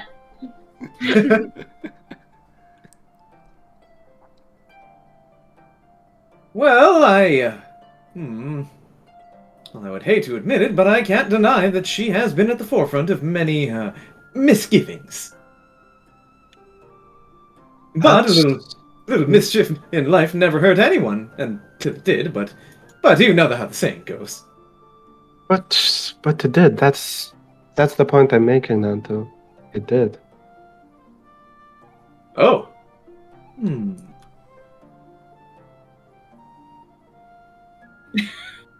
He just thinks. He's like, I'm not used to people getting upset from games. This is weird. That makes sense for Nanto, though. You can hear the dial-up happening. Sorry just about that. Play the dial-up noise in his head. That's what's going on right now. Yeah. Yeah. Just hearing the words "people did get hurt." What does that mean? If no one would mind repeating the past 2 minutes.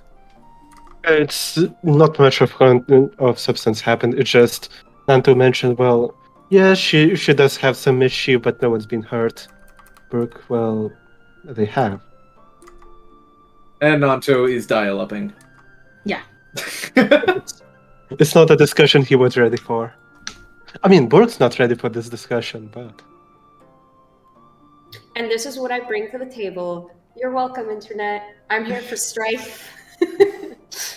Nanto doesn't like strife. But these are things you need to talk about! No! They were working perfectly fine until someone brought attention to them.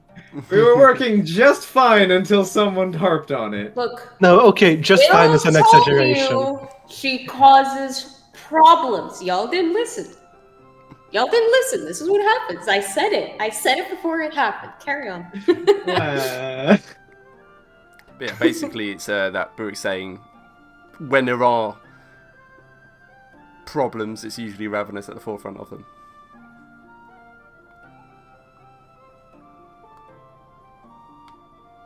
For your catch-up.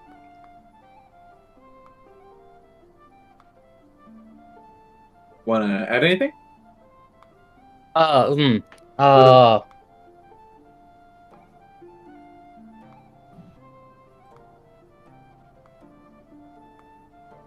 They all sit in silence for a while and feel everyone's judging Ravenous. comprehending. So we let the feels seep in. Yeah. Is she worth all the problems that she causes? Probably not. Wow. Ooh. How does the wrestling match go? Oh, we'll do that. I'll give you the summary of it next game. Yeah, just summarize it. It's fine. Lyran will say something like, she does have a lot of growth potential. You could say that again. Do you reckon? I don't know, Lyran. What's What's going on with this group? It's been 1 week and we're already splintering out.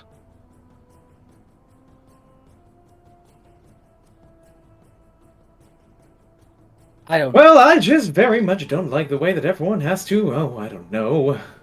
Well, they... Be so serious all the time? Yeah. Well, precisely. Life is about so much more than, I don't know, dealing with all of these real problems. Why don't we just go along, have a good time, and take the punches as they come? That just seems so much easier to me, you know? You see, Nanto, you're a stranger in this land. Everyone treats you with curiosity. You see my skin. You see my ears. When people see me, the first notion they get is suspicion. If I could live just as you told me to, yes. It's also going to mean that I'm not going to be welcome around here too long. Oh, well, that's strange. I've been quite welcomed around here, and I do precisely that. That's my point entirely. Honestly, I'm not sure why Ravenous is as fine with it as she is, but I just like to be a decent adventurer. For once, I have a chance in my life to be that. But I'd rather not squander it. Wait, you have...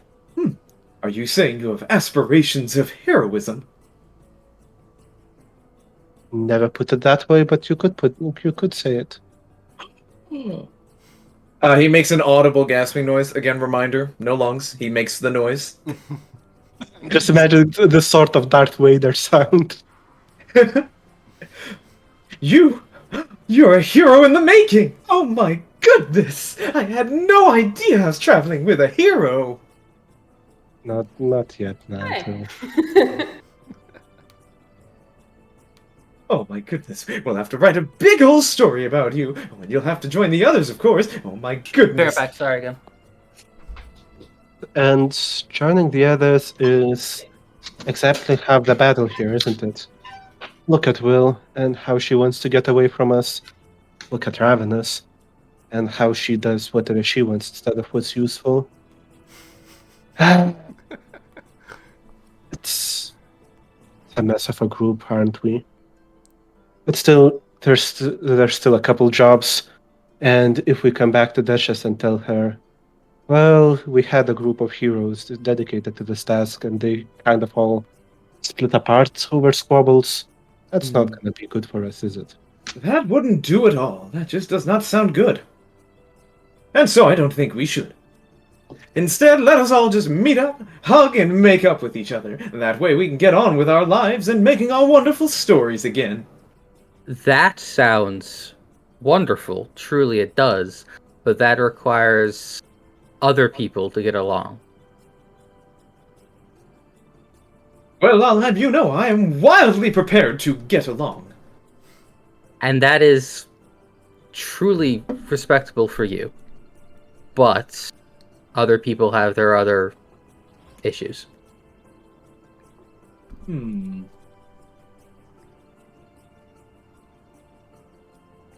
So how do we fix this? Come on, team, put our heads together. We need to think through this. Cute.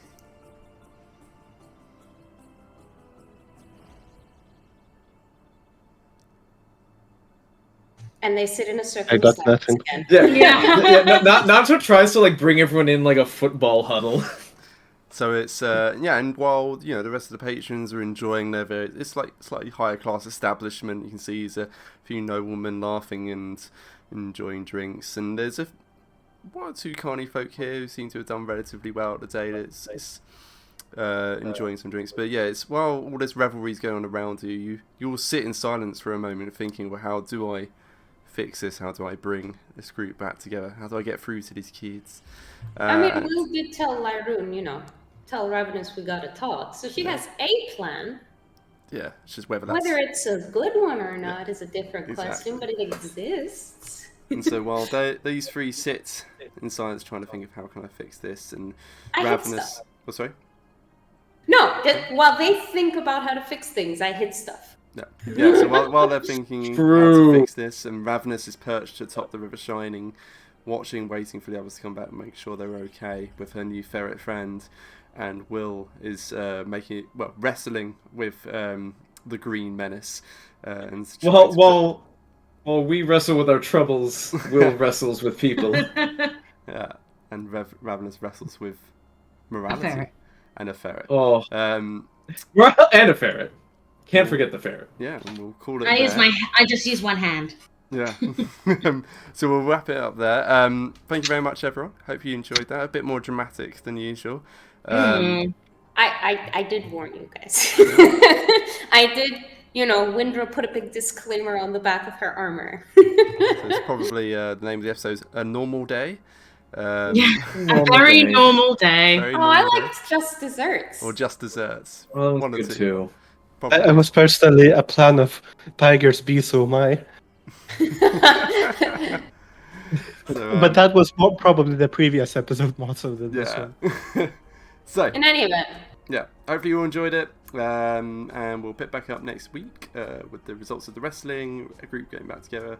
And yeah, we'll see what happens when you all come back to River Shining. Cool. Cheers, everyone. Bye.